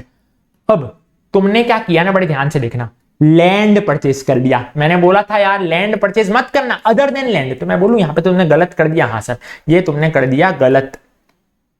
Development construction मैंने बोला हाँ ये सही है। डेवलपमेंट कंस्ट्रक्शन का बोला गया था, लेकिन खाली 10 का ही मैंने तुमको छूट दी थी, 10 करोड़ तक का डेवलपमेंट कंस्ट्रक्शन में लगाना। तुमने साला 11 करोड़ लगा लिया। मैं कहा 1 करोड़ के लिए तुमने ये चीज गलत कर दी। 10 करोड़ तक तुमने वापरे उधर अच्छी बात है, लेकिन 1 करोड़ तुमने गलत किया। अनसिक्योर्ड लोन तुमने रीपे कर दिए 3 करोड़। मैं कहा ये सही किया तुमने। देखो मैंने तुमको 10 करोड़ दिए थे ना लोन रीपेमेंट के लिए, हाँ ठीक है 10 करोड़ दिए थे, तुमने 3 करोड़ का लोन रीपे कर दिया। तुमने एफडी में 2 करोड़ डाल दिए। मैंने बोला ये तुमने गलत किया सर, ये तुमने गलत किया। एफडी में पैसे क्यों डाले? मैंने तुमको दिए थे क्या एफडी के लिए? नहीं, लोन रीपेमेंट के लिए 10 दिए थे, डेवलपमेंट कंस्ट्रक्शन के लिए 10 दिए थे। अब बोला गया यहां पे तुमने कितना पैसा डिविएट किया, यानी कि कितना पैसा तुमने अदर पर्पस के लिए यूज किया। Utilisation of term loan for other purpose. तो मैं क्या बोलूंगा भाई, अदर पर्पस के लिए कितना मैंने यूज किया? देखो 4 करोड़ एक तो मैंने गलत पर्पस के लिए वापरा, इधर 1 करोड़ मैंने गलत पर्पस के लिए वापरा, और इधर जो है 2 करोड़ मैंने गलत पर्पस के लिए वापरा। समझ रहे हो? 4 करोड़ 1 करोड़ और 2 करोड़ मैंने गलत पर्पस के लिए वापरा। 4 करोड़ 1 करोड़ 2 करोड़ मिलाकर के कितना होता है? 7 करोड़ मैंने यहां पे गलत पर्पस के लिए वापरा। इसका आंसर आ जाएगा 7 करोड़ मैंने गलत पर्पस के लिए वापरा। सिंपल है, सिंपल है। बैंक ऑडिट में करने गया था फाइनेंशियल ईयर 2023-24 का। बड़े ध्यान से देखना, बड़े ध्यान से देखना। मेरे को एनपीए का पैसा पता करना है। एक एडवांस था जो कि गारंटीड बाय स्टेट गवर्नमेंट था। वहां पे मैं क्या पढ़ता हूं? मोर देन 90 डेज अगर हो जाते हैं ना तो उसको मैं एनपीए बना देता हूं। ये नवंबर 2023 से ड्यू में चल रहा है। अच्छा, अभी मैं खड़ा हूं 31 मार्च 24 को, यानी मैं बोलूं मोर देन 90 डेज तो ऑलरेडी हो गए। देखो दिसंबर, जनवरी, फरवरी, मार्च, समझ गए? 4 महीने हो गए। मैंने बोला मोर देन 90 डेज हो गए, तो इसको मैं क्या बना दूंगा? एनपीए बना दूंगा। मिस्टर एक्स वाले को मैं क्या बना दूंगा? देखो एनपीए बना दूंगा। आंसर क्या है? मिस्टर एक्स वाला एनपीए। दूसरा क्या है ना, मिस्टर वाई वाला। मिस्टर वाई वाले में क्या हुआ है ना सर, जो एडॉक सैंक्शन थी ना वो 120 डेज हो गए हैं, फिर भी रिव्यू नहीं की गई है। मैंने बोला भाई इसको मैं एनपीए तब बनाता अगर 180 डेज तक उसको रिव्यू नहीं करते। अभी तो खाली 120 डेज ही बीते हैं ना, 180 डेज तो बीते नहीं है। तो मैंने बोला अभी मैं इसको एनपीए नहीं बनाऊंगा। याद है मैंने तुमको एडॉक सैंक्शन वाली एक लिमिट सिखाई थी, उसमें क्या लिमिट थी? 180 डेज। तो 180 डेज के बाद एनपीए बनाता हूं। अभी तो 120 डेज ही हुए, तो अभी इसको एनपीए मत बनाना, खाली मिस्टर एक्स वाले को एनपीए बनाना, जो स्टेट गवर्नमेंट गारंटीड एडवांस है ना उसको। Whether the acting of Mr. P as surveyor and loss assessor is in violation of clause 11 of part 1 of first schedule. clause 11 part 1 first schedule में 2 categories होती है, general permission, specific permission. तुमको पता हो तो कौन से काम के लिए जनरल परमिशन अलाउड है, कौन से के लिए स्पेसिफिक परमिशन। उधर सर्वेयर एंड लॉस असेसर में जनरल परमिशन अलाउड होती है, ठीक है। तो क्या ये वॉयलेशन हुआ है क्या क्लॉज 11 का? ऐसा बोल रहा है। मैंने बोला नहीं सर, नहीं है वॉयलेशन, क्योंकि जनरल परमिशन इसके लिए आपको मिलती है। सिंपल है, सिंपल है। AK and company have not included a report on Caro in their statutory audit report for Royal General Insurance Company Limited. ये इंश्योरेंस कंपनी ने कारो वाला काम नहीं किया। चलेगा क्या? बिंदास तरीके से चलेगा, क्योंकि CARO is not applicable to insurance companies. Integrated case scenario number 32। यहां पे आपको दिया हुआ है गुडविल 2 करोड़ का, ठीक है। हाँ, अब भाई बड़े ध्यान से देखना, परमानेंट कंसोलिडेशन एडजस्टमेंट और करंट पीरियड कंसोलिडेशन एडजस्टमेंट के तुमको फिगर्स कैलकुलेट करके दिखाने, कुछ भी नहीं है इसमें, कुछ भी हाई फाई नहीं है। देखो गुडविल 2 करोड़ का है। गुडविल क्या होता है? Permanent consolidation adjustment. इधर मैंने ले लिया 2 करोड़ का, ठीक है, ठीक है। माइनॉरिटी इंटरेस्ट है 50 लाख का। ये माइनॉरिटी इंटरेस्ट किस में जाता है? परमानेंट कंसोलिडेशन एडजस्टमेंट में। तो भाई 2 करोड़ और 50 लाख, 250 लाख का यहाँ पे परमानेंट कंसोलिडेशन एडजस्टमेंट है। Okay sir. इंट्रा ग्रुप की चीजें करंट पीरियड कंसोलिडेशन एडजस्टमेंट में जाती है। कितनी है? 15 लाख की है। तो देखो करंट पीरियड में गई सबसे पहले तो 15 लाख रुपए। सिंपल है। मैंने बोला हाँ सर सिंपल है। दूसरी, बड़े ध्यान से देखना, harmonisation of accounting policies 30 lakh का है। मैंने बोला हार्मोनाइजेशन वाली जो चीजें होती है वो भी करंट पीरियड कंसोलिडेशन एडजस्टमेंट में जाती है। तो 45 लाख जो है ना, 15 + 30 45 लाख चले गए मेरे करंट पीरियड कंसोलिडेशन एडजस्टमेंट में। तो परमानेंट में कितने गए? देखो 250 लाख गए। करंट पीरियड में कितने गए? मैंने बोला 45 लाख गए। तो भाई ये हो गया इसका आंसर। सिंपल है, सिंपल है। बैंक ऑडिट का ये क्वेश्चन है। देखो यहां पे कुछ दिए हुए चीजें बोला है, list down all the months whose date has been selected inappropriately for calculation of SLR compliance. याद है स्टैट्यूटरी लिक्विडिटी रेशियो के लिए आपका जो दिन है ना वो फ्राइडे नहीं होना चाहिए। बोला है किधर किधर इनएप्रोप्रिएट डेट सिलेक्ट की है, तो जिधर जिधर भी मेरे को फ्राइडे दिखेगा ना मैं बोल दूंगा उधर उधर इनएप्रोप्रिएटली सिलेक्ट की है। क्लियर है? मैंने बोला हाँ। देखो सर मेरे को किधर किधर फ्राइडे दिख रहा है, जून जुलाई में एक तो मेरे को फ्राइडे दिख रहा है और अक्टूबर में फ्राइडे दिख रहा है। तो जून जुलाई अक्टूबर में मैं बोलूंगा इनएप्रोप्रिएट डेट सिलेक्ट की गई है। बस आपको उतना ही देखना है, उसके अलावा आपको कोई भी चीज नहीं देखनी है। यानी ये क्वेश्चन में आपको फ्राइडे, खाली यही वाली चीज ध्यान में रखनी है। जहां जहां तुमको फ्राइडे दिखेगा तुम बोल दोगे ये चीज इनएप्रोप्रिएट है, बस इसके अलावा तुमको इसमें कोई भी चीज नहीं देखनी है। सिंपल है, सिंपल है। अब अगला देखना sir, on 31 March 2024 total liability मेरी 200 करोड़ की थी। ये 200 करोड़ की मेरी लायबिलिटी है। मेरे को basically demand and time liabilities calculate करनी है, जो कि अपन बैंक ऑडिट में पढ़ते हैं। भाई साहब बड़े ध्यान से देखना, margin held for funded facilities 3 crore का है। मैं बोलूं ये मेरे को माइनस करना पड़ेगा क्योंकि ये आइटम्स एक्सक्लूडेड में आता है, ठीक है। ये मेरे को माइनस करना पड़ेगा, ये कभी भी डिमांड एंड टाइम लायबिलिटीज में नहीं आता। Credit balance for 1 branch of 4 crore. मैंने बोला हाँ इसको अपने को माइनस करने की जरूरत नहीं है, ये आइटम्स इंक्लूडेड की लिस्ट में आता था। हाँ sir. Adverse balance of nostro mirror account of 2 crore, मैंने बोला इसको भी अपने को माइनस करने की जरूरत नहीं है। Unadjusted deposit for agency business 6 crore, मैंने बोला इसको माइनस करना पड़ेगा, ये आइटम्स एक्सक्लूडेड की लिस्ट में आता था। तो 3 करोड़ और 6 करोड़ को मैंने माइनस किया, 191 करोड़ क्या बन गया, मेरा आंसर बन गया। सिंपल है, सिंपल है भाई। मैं कभी भी अगर रिलायंस का ऑडिट कर रहा हूं ना, तो मैं ना उसमें 1 रुपए का भी शेयर होल्ड नहीं कर सकता, लेकिन मेरा रिलेटिव, मान लो मेरी वाइफ, वो 1 लाख तक के शेयर्स होल्ड कर सकती है। क्या बोला गया, मेरी जो वाइफ है ना, उसने 100 शेयर्स होल्ड किए 100 रुपए के, 15 लाख रुपए के हो गए भाई। 100 शेयर 100 रुपए के कितने के होते हैं, 10,000 के होते हैं। 15 लाख तो क्या था, उसका प्रीमियम वाला प्राइस था। ठीक है, ये प्रीमियम वाला प्राइस मेरे को कंसिडर करना है क्या, मैंने बोला नहीं सर नहीं कंसिडर करना। यहां पे बोला गया है वाइफ ने 100 शेयर होल्ड किए हैं 100 रुपए के, यानी मैं बोलूं 10,000 के होल्ड करें, तो मैं 10,000 तो चलता है ना यार। रिलेटिव अगर 1 लाख तक का फेस वैल्यू होल्ड करेगा ना, चल जाएगा। 10,000 चलेगा क्या, मैंने बोला चल जाएगा। तो क्या मैं अभी भी रिलायंस को ऑडिट कर सकता हूं क्या, मैंने बोला हाँ सर बिंदास तरीके से कर सकते हो। Mister Das will not be guilty of professional misconduct, क्योंकि वो डिस्क्वालीफाइड नहीं है, क्योंकि जो उसका रिलेटिव, उसकी जो वाइफ है, उसने खाली 1 लाख से कम के फेस वैल्यू के शेयर्स होल्ड कर रखे हैं। इस केस में 10,000 तक के फेस वैल्यू के शेयर्स होल्ड कर रखे हैं। 15 लाख आपको कंसिडर नहीं करने, वो प्रीमियम वाला प्राइस है जो कि क्वेश्चन में दे रखा है। इंटीग्रेटेड केस सिनेरियो नंबर 33 क्या बोल रहा है, बड़े ध्यान से देखना। Audit report of Tom limited पिछले साल की, जो कि प्रेडिसेसर ऑडिटर ने ऑडिट की थी, उसमें क्वालिफिकेशन था। ओके सर, पिछले साल में क्या था सर, क्वालिफिकेशन था, समझ गए sir. Non provision of doubtful debts sir, simple है, सिंपल है। अब बात चल रही है इस साल की। इस साल क्या है ना, कंपनी ने इस साल भी प्रोविजन फॉर डाउटफुल डेट्स नहीं किया, यानी कि कंपनी ने इस साल भी अपनी गलती को नहीं सुधारा। पिछले साल भी कंपनी ने प्रोविजन नहीं बनाया था, इस साल भी कंपनी ने प्रोविजन नहीं बनाया। ऐसे 710 में मैं तुमको बताता हूं, जब कंपनी ने अपने कांड को नहीं सुधारा ना, तो भाई आपको पिछला साल तो मॉडिफाई किया ही था आपने, अब इस ईयर भी तुमको मॉडिफाई करना पड़ेगा। क्वेश्चन में बोल रखा है, देखो पिछला साल तो क्वालिफिकेशन वाला था ही, इस साल भी तुमको क्वालिफाई करना पड़ेगा। Auditor has to modify their report for both current and previous years figures of financial statements, क्योंकि आपने अपनी गलती नहीं सुधारी है। सिंपल है क्या, हाँ सर सिंपल है। पिछले साल तो क्वालिफाइड ओपिनियन था ही, इस साल भी आपको क्वालिफाइड ओपिनियन देना पड़ जाएगा। ऐसे 610 क्या बोल रहा है, बड़े ध्यान से देखना। इंटरनल ऑडिटर को पता है तुम कौन से काम नहीं सौंप सकते हो। एक स्टेट ऑडिटर इंटरनल ऑडिटर को कौन से काम नहीं सौंप सकता। देखो अगर तो वो रोमन वाला काम है ना, तो वो नहीं सौंप सकता। ठीक है, ठीक है। That relates to decisions statutory auditor makes in accordance with, ऐसे ये वाला काम भी नहीं सौंप सकता। ठीक है, हाँ ये वाला काम मैं नहीं दे सकता इंटरनल ऑडिटर को, वो बात चल रही है। That relate to work with which internal auditors have been involved and which will be reported to management TCWG, ये वाला काम भी मैं नहीं सौंप सकता। ठीक है, ये वाला काम मैं नहीं सौंप सकते। अगर मैं नॉट हटा दूं, ठीक है, नॉट हटा दूं तो मैं ये वाला काम मैं नहीं सौंप सकता। ठीक है, ओके। ये 3 काम मैंने तुमको पढ़ाए थे ऐसे 610 में, ये काम तुम नहीं सौंप सकते। लेकिन यहां पे क्या बोला गया है ना, यहां पे एक ट्विस्ट है। क्वेश्चन में यहां पे एक वर्ड ऐड कर दिया गया है, नॉट नॉट नॉट, यानी अब ये वाला जो काम है मैं सौंप सकता हूं। ये वाला काम मैं क्या कर दूंगा, सौंप दूंगा इंटरनल ऑडिटर को। अगर नॉट नहीं होता ना सर, तो मैं ये वाला काम भी नहीं सौंप सकता था, लेकिन यहाँ पे नॉट शब्द बोला गया है ना, तो मैंने बोला अभी ये वाला काम तुम इंटरनल ऑडिटर को दे सकते हो। Identify procedure that can be assigned to internal auditor, मैंने बोला सेकंड वाला काम तुम इंटरनल ऑडिटर को जाकर के सौंप देना, क्योंकि यहाँ पे नॉट शब्द का प्रयोग हो गया। सिंपल है, सिंपल है। एसए 240 मैंने तुमको बोला था फ्रॉड रिस्क फैक्टर के एमसीक्यू में आने के बहुत ज्यादा चांसेस है। याद मत करो उसको वर्ड टू वर्ड, बहुत सारे लोग याद करने बैठ जाने, लेकिन मैंने बोला आपको एमसीक्यू के लिए बहुत ज्यादा जरूरी है, खाली इसको रीड मार लेना और सारे के सारे करने पड़ेंगे आपको। ठीक है, एसए 240 में जितने भी फ्रॉड रिस्क फैक्टर है सारे के सारे एक बार रीड तो मार लेना। ठीक है, तो भाई उसी में से क्वेश्चन है, क्या बोल रहे हैं बड़े ध्यान से देखना। Significant bank accounts and having branch operations in tax haven jurisdictions and significant related party transactions, ये फ्रॉड रिस्क फैक्टर होता है। ठीक है, अब 2 पढ़ते होता है, फ्रॉडुलेंट फाइनेंशियल रिपोर्टिंग में से एप्रोप्रिएशन ऑफ एसेट्स, ये किसका होता है, फ्रॉडुलेंट फाइनेंशियल रिपोर्टिंग का होता है। ठीक है, ठीक है। उसमें भी 3 होते हैं, इंसेंटिव, अपॉर्चुनिटी, एटीट्यूड। ये अपन ने किस में पढ़ा था सर, अपॉर्चुनिटी में पढ़ा था। सिंपल है क्या, मैंने बोला हाँ सर सिंपल है। फिर आता है अगला कारो का, क्या बोल रहा है बड़े ध्यान से इसको देखना। एज पर क्लॉज नंबर 7, कौन सा है 7, D for dues, D for Dhoni. Auditor is required to report whether company is regular in depositing undisputed statutory dues. Undisputed statutory dues का एक एग्जांपल होता है employee state insurance. Since company consistently follows method of payment in respect of employee state insurance collections and difference between total dues and lump sum deposit is not significant as per materiality concept. यानी कि immaterial चीज की बात चल रही है। It need not be considered that dues have not been regularly deposited and hence not to be reported. Normally तो मैं रिपोर्टिंग करता हूं, लेकिन क्योंकि यहाँ पे immaterial चीज की बात चल रही है तो मेरे को यहाँ पे रिपोर्टिंग नहीं करनी है।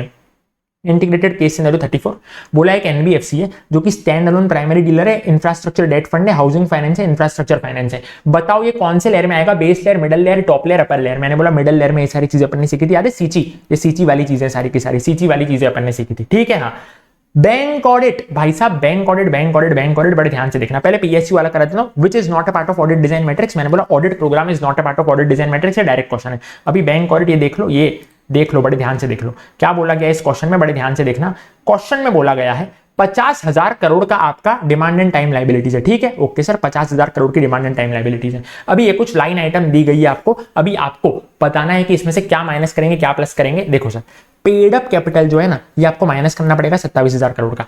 रिजर्व्स भी आपको माइनस करने पड़ेंगे, credit balance in PNL account आपको माइनस करना पड़ेगा, लोन टेकन फ्रॉम आरबीआई आपको माइनस करना पड़ेगा, रीफाइनेंस आपको माइनस करना पड़ेगा, part amount of recovery from borrowers in respect of debts considered bad and doubtful वो भी आपको माइनस करना पड़ेगा, margins held in sundry deposits भी आपको माइनस करना पड़ेगा, क्योंकि ये सारी एक्सक्लूडेड वाली आइटम्स होती है, ठीक है। तो ऐसे करके आपका आंसर कितना आ जाएगा, आपका आंसर आ जाएगा 18,880 करोड़। सिंपल है, सिंपल है सर। ये जो दो चीजें हैं ना, net credit balance in branch adjustment account, interest accrued but not accounted for in books, ये दोनों चीजें इंक्लूजन के लिस्ट में आती है, लेकिन आपको यहां पे इंक्लूड नहीं करना है क्योंकि वो ऑलरेडी इंक्लूडेड होगी। 50,000 में वो क्या होगी सर, ऑलरेडी इंक्लूडेड होगी, तो आपको वापस से इंक्लूड नहीं करना है, खाली जो माइनस करनी थी ना चीजें वो आपको माइनस करके क्या करना है, इसका आंसर निकालना है 18,880 करोड़। समझ में आ गया क्या? मैंने बोला हाँ जी हाँ जी हाँ जी सर, बहुत बढ़िया तरीके से मेरे को ये चीज समझ में आ गई है। क्या आंसर आएगा इसका? 18,880 करोड़। सिंपल है, सिंपल है सर। एक और क्वेश्चन है जो कि मेरे को दिखाना है सर तुमको, एक और क्वेश्चन है जो कि मेरे को तुमको दिखाना है, बड़े ध्यान से देखना इसको।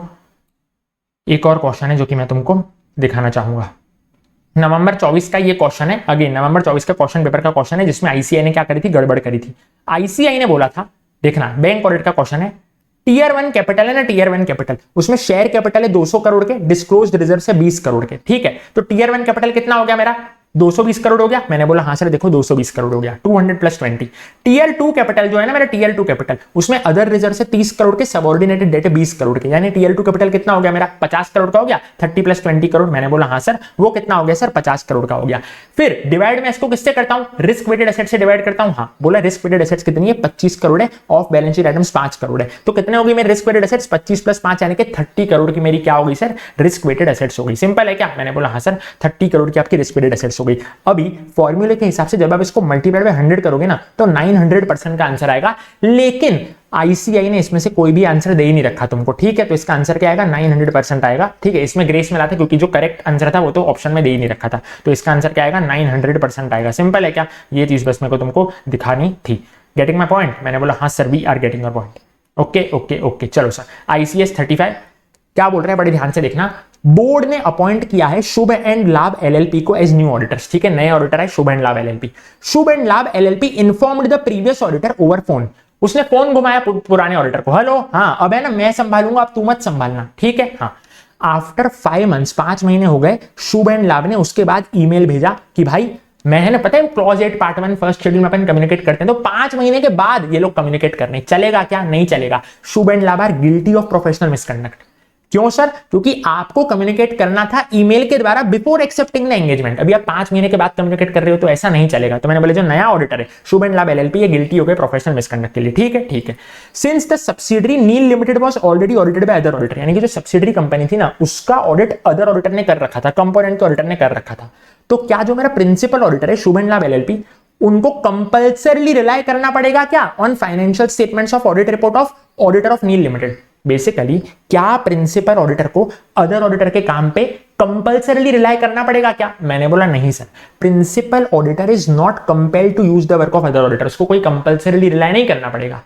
SA 600 requires the principal auditor to assess appropriateness of component auditors work। मैंने बोला भाई तुम अच्छे से तसल्ली ले लो कि अदर ऑडिटर का काम बराबर है, उसके बाद ही रिलाय करना, ठीक है। हाँ रिलाय करने से पहले एक बार तसल्ली ले लो, उसके बाद ही रिलाय करना, हवा में रिलाय मत करना, हवा में रिलाय मत करना। फिर आपके जो ऑडिटर थे उन लोगों ने क्या किया, कंफर्मेशन रिक्वेस्ट भेजी, ठीक है, कस्टमर्स को, वेंडर्स को कंफर्मेशन रिक्वेस्ट भेजी। क्या सारे लोगों को कंफर्मेशन रिक्वेस्ट भेजी? क्या नहीं, इन लोगों ने क्या बोला, क्योंकि रोमम लो है ना तो हम खाली टॉप 15 पार्टी को भेजेंगे, बाकी 85 पार्टी गई भाड़ में, टॉप 15 पार्टी को भेजेंगे। यानी कि टॉप 15 पार्टी कौन सी थी, 5% ऑफ कस्टमर्स और 7% ऑफ वेंडर्स को ही भेजा। अरे बाकी 95% को कौन भेजेगा? मैंने बोला क्या सैंपलिंग इनका अच्छा है क्या? मैंने बोला वाहियात सैंपलिंग है, खाली 5% लोगों को भेज रहे हो, बाकी 95% को कौन चाचा भेजने आएगा क्या?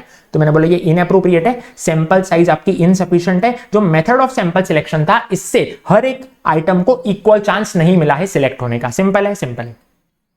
आपने ना एडवांस दे रखा था संगीत लिमिटेड को, जो कि फाइनेंशियल डिस्ट्रेस में था। मान लो संगीत लिमिटेड करके कंपनी है, वो क्या है ना बहुत कर्जे में डूबी हुई है, तो मैंने उसको लोन दे दिया। क्या ऐसा लोना लोनी वाली चीज है मेरे को कारों में दिखानी होती है क्या? यस सर दिखानी होती है। एडवांस जो भी आपने दिया है, advance for purchasing music rights to the extent remaining unadjusted require reporting under clause number 3 of para 3 of कारो 2020। भाई क्वेश्चन में क्या बोला था, मान लो 10 करोड़ का एडवांस दिया है, उसमें से 6 करोड़ तो एडजस्ट हो गया, लेकिन मान लो 4 करोड़ अभी भी अनएडजस्टेड है, 4 करोड़ अभी भी अनएडजस्टेड है। तो जो अनएडजस्टेड वाला फिगर होगा वो तुमको कारो 2020 के clause number 3 of para 3 of CARO 2020 में दिखाना पड़ेगा। कितना? 4 करोड़ का अनएडजस्टेड वाला फिगर। क्यों सर? यहां पे है ना, यहां पे जो इंटेंशन था ना वो फाइनेंशियल सपोर्ट देना था। देखो क्वेश्चन में ही बोल रखा है फाइनेंशियल डिस्ट्रेस चल रहा था कंपनी को, इसीलिए मैंने उसको लोन दिया। ठीक है, हाँ यहाँ पे मैंने कोई गुड्स परचेज नहीं की है, यहाँ पे सामने वाली कंपनी कर्ज में डूबी हुई थी तो मैंने उसको लोन दिया। Amount of advance and settlement period are excessive and not as per normal trade practice. मैंने बोला भाई नॉर्मली तो जो होता है ना, नॉर्मली 3-4 महीने की बात चलती है, लेकिन यहाँ पे सालों साल बीत गए तो भी अमाउंट अनएडजस्टेड रह गया, यानी मैं बोलूं एक्सेसिव टाइम पीरियड हो गया है, नॉर्मल ट्रेड प्रैक्टिस के बाहर चीजें चली गई है, अभी तक अनएडजस्टेड है, अभी तक वो लोन का रीपेमेंट मेरे को नहीं आया है, तो it should be reported as advance in the nature of loan. ये क्या है ना, advance in the nature of loan के रूप में तुम लोग दिखाओगे। ये अपन चीज पढ़ते हैं जब मैंने clause 3 of para 3 of CARO 2020 पढ़ाया था। Advance in the nature of loan में आपको ये अनएडजस्टेड डिपॉजिट जो होते हैं वो रिपोर्ट करने पड़ते हैं। फिर अगला एक ग्रुप ऑडिट का बड़े ध्यान से देखना, कंसोलिडेटेड फाइनेंशियल स्टेटमेंट्स में अंडर स्टेटमेंट है। पता है कितना अंडर स्टेटमेंट है? नेट प्रॉफिट 1% से अंडर स्टेटेड है, टोटल एसेट 0.5% से अंडर स्टेटेड है, नेट वर्थ 2% से अंडर स्टेटेड है। तुम बताना खाली 1%, आधा टका, 2% की बात चल रही है, क्या ये बड़ी बड़ी चीजें कि छोटी छोटी? मैं छोटे छोटे चिंदी चिंदी से फिगर्स है। तो मैंने बोला भाई क्या तुम मॉडिफाइड दोगे अनमॉडिफाइड ओपिनियन दोगे? मैंने बोला अनमॉडिफाइड ओपिनियन दूंगा क्योंकि ये इममटेरियल चीजें हैं, 1-2% की बात चल रही है। सिंपल है। तो इसी के साथ 35 के 35 इंटीग्रेटेड केस सिनेरियोस तुम्हारे हो जाते हैं। आईसीआई के जो लेटेस्ट पोर्टल था, वन लाइनर समरी मैंने तुमको दी, बहुत मेहनत लगी है बनाने में भाई, पूरा भाड़ में गया, मत पढ़ना। लाइक करो वीडियो को, दोस्तों के साथ शेयर करो, कमेंट करो yes I will definitely score 70+ in CA final, पूरा टाइप करके मेहनत करी तुम्हारे लिए। सत्यार्थी होनी चाहिए मेहनत, तुम लोग को एग्जामिनेशन लाना है, फोड़ना है, ऑडिट में तहलका मचाना है सर जी। अब बढ़िया तरीके से मैं तुम लोगों को कराने वाला हूं इंपॉर्टेंट ये वाला इंटीग्रेटेड केस सिनेरियो आरटीपी मई 2024 का, बड़े ध्यान से इसको देखना। In the case of special purpose financial statements, जो कि तुम लोग ऐसे 800 में पढ़ते हो, मैनेजमेंट में agree with the intended users on a threshold below which misstatements identified during the audit will not be corrected. याद है मैंने तुमको पढ़ाया था, ये डायरेक्ट क्वेश्चन है एसए 800 में। मैंने तुमको पढ़ाया था कि एसए 450 वाला एक मैंने तुमको पॉइंट पढ़ाया था, याद है कि जब मैं स्पेशल पर्पस फाइनेंशियल स्टेटमेंट्स का ऑडिट करूंगा ना, तो मैं एक लेवल के नीचे के मिस स्टेटमेंट्स को करेक्ट नहीं करूंगा, सुधारूंगा नहीं। मान लो 50 रुपीज के नीचे की मिस स्टेटमेंट्स को मैं जाने दूंगा, सुधारूंगा नहीं। यानी कि ये थ्रेशोल्ड में नक्की करूंगा, बिलो विच मिस स्टेटमेंट्स जो कि आइडेंटिफाई होगी ना, तो मैं उसको करेक्ट नहीं करूंगा। लेकिन इसका मतलब ये नहीं कि आप एसए 320 को फॉलो ना करो। एसए 320 तो आपको फॉलो करना है। एसए 320 अपनी जगह पे है, एसए 450 अपनी जगह पे है। यानी एसए 320 में तुमको मटेरियलिटी कैलकुलेट करनी पड़ेगी। क्या बोला है? Existence of such a threshold does not relieve the auditor from the requirement to determine materiality as per ऐसे 320, यानी ऐसे 320 तो आपको कंसिडर करना है। उसके बाद तुमको पता होगा ऐसे 800 में जब मेरे को अलर्ट करना होता है रीडर्स ऑफ ऑडिट रिपोर्ट को कि भाई ये जो फाइनेंशियल स्टेटमेंट से स्पेशल पर्पस फाइनेंशियल स्टेटमेंट से नॉर्मल जनता के लिए नहीं है, तो मैं कौन सा पैरा यूज करता हूं? ईओएम पैरा यूज करता हूं कि ओम पैरा यूज करता हूं? पूरे जगत जहान को पता है अपन ईओएम पैरा यूज करते हैं, बस वही बोला गया है। Auditors report on special purpose financial statements में क्या आएगा? ईओएम पैरा आएगा, एम्फेसिस ऑफ मैटर पैराग्राफ आएगा, जिसमें मैं अलर्ट करूंगा यूजर्स को। अभी तुमको बहुत सारे ऑप्शंस दिए होंगे, अदर मैटर पैराग्राफ, फिर अपना की ऑडिट मैटर, ठीक है, फालतू के एग्जांपल दिए होंगे, तुमको क्या टिक करके आना है? एम्फेसिस ऑफ मैटर पैराग्राफ, एकदम आसान सी चीज है, ठीक है। फिर अगली चीज, when the auditor considers it necessary to express an adverse opinion or disclaim an opinion on the financial statements as a whole, auditor's report shall not include an unmodified opinion with respect to the same financial reporting framework on a single FS or specific element। ये चीज तुम ऐसे 805 में पढ़ते हो, बहुत important चीज है। जब कभी भी तुम पूरे फाइनेंशियल स्टेटमेंट्स को, यानी financial statements as a whole पे एडवर्स ओपिनियन दोगे या तो फिर डिस्क्लेमर ऑफ ओपिनियन दोगे, तो तुम सिंगल एफएस पे या तो फिर स्पेसिफिक एलिमेंट पे कभी भी अनमॉडिफाइड ओपिनियन नहीं दे पाओगे। Unmodified opinion is not allowed. Simple है ना, बस वही बोला गया यहां पे कि भाई अगर तुमने पूरे फाइनेंशियल स्टेटमेंट्स को एडवर्स ओपिनियन या डिस्क्लेमर ऑफ ओपिनियन दे दिया ना, तो आप कभी भी सिंगल फाइनेंशियल स्टेटमेंट को या स्पेसिफिक एलिमेंट को अनमॉडिफाइड ओपिनियन नहीं दे पाओगे। सिंपल है क्या? Shall not include unmodified opinion on single financial statement और ऑन स्पेसिफिक एलिमेंट। डायरेक्ट चीजें, यानी कि इसमें अभी तक कुछ भी हाईफाई नहीं आ रहा है, सारी की सारी डायरेक्ट चीजें जो कि अपन मैजिक चार्ट्स में पढ़ते आ रहे हैं। फिर मेरे को इस साल इंटरनल ऑडिटर अपॉइंट करना है कि नहीं, उसके लिए पता है मेरे को पिछले साल की लिमिट्स देखनी पड़ती है जो अपन इंटरनल ऑडिट में पढ़ते हैं। हाँ, तो अपने को कब की लिमिट देखनी पड़ती है? पिछले साल की। यानी पिछले साल अगर एप्लीकेबिलिटी मीट हो रही है ना, तो इस साल मैं इंटरनल ऑडिटर को अपॉइंट करूंगा। यानी वो जो अपने को क्राइटेरिया देखना होता है ना, इतना टर्नओवर, इतना बोरोइंग्स, समझ रहे हो, इतना पेड अप शेयर कैपिटल, वो पिछले साल का देखना होता है। तो बस वही है, company was required to appoint internal auditor during financial year 22-23 as it fulfilled necessary condition relating to turnover during 21-22 यानी करंट ईयर में मैं इंटरनल ऑडिटर तभी रखूंगा जब 21-22 में मेरा क्राइटेरिया क्या होगा? फुलफिल होगा। तो क्वेश्चन में क्या होगा ना, तुमको 21-22 के भी फिगर दिए होंगे, 22-23 के भी फिगर दिए होंगे, तुमको 21-22 के फिगर कंसीडर करने हैं। ये इंटरनल ऑडिटर कौन हो सकता है? मैंने बोला इंडिविजुअल भी हो सकता है, पार्टनरशिप फर्म भी हो सकता है, बॉडी कॉर्पोरेट भी हो सकता है। पांचवा वाला देख लो, communication with companies external legal counsel by sending a letter of inquiry is not a risk assessment procedure. यानी कि जब मैं कंपनी के एक्सटर्नल लॉयर के साथ कम्युनिकेट करता हूं, एज पर ऐसे 501, जब मैंने तुमको बताया था अपन एक्सटर्नल लॉयर के साथ कम्युनिकेट करते हैं, तो वो रिस्क असेसमेंट प्रोसीजर में नहीं आता है, नहीं आता है, नहीं आता है। सिंपल है क्या? मैंने बोला हाँ सर सिंपल है। MTP2 मई 24 का इंटीग्रेटेड केस सिनेरियो इंपॉर्टेंट, बड़े ध्यान से देखना। ये अपन पढ़ते हैं SQC 1 में, और ये भी अपन पढ़ते हैं SQC 1 में। क्या पढ़ते हैं?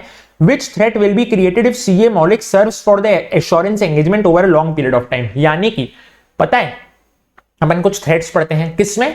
फांसी वाले थ्रेट्स पढ़ते हैं अपन प्रोफेशनल एथिक्स में। हाँ सर, बोला है कि अगर मैं एक ही क्लाइंट का बार बार ऑडिट कर रहा हूं, यानी कि मान लो मैं बहुत सारे साल तक, 3-4 साल तक एक ही क्लाइंट का ऑडिट कर रहा हूं, पिछले बार भी रिलायंस का किया, इस बार भी रिलायंस का किया, अगले साल भी रिलायंस का किया, तो मैंने बोला एक फेमिलियरिटी थ्रेड बन जाता है।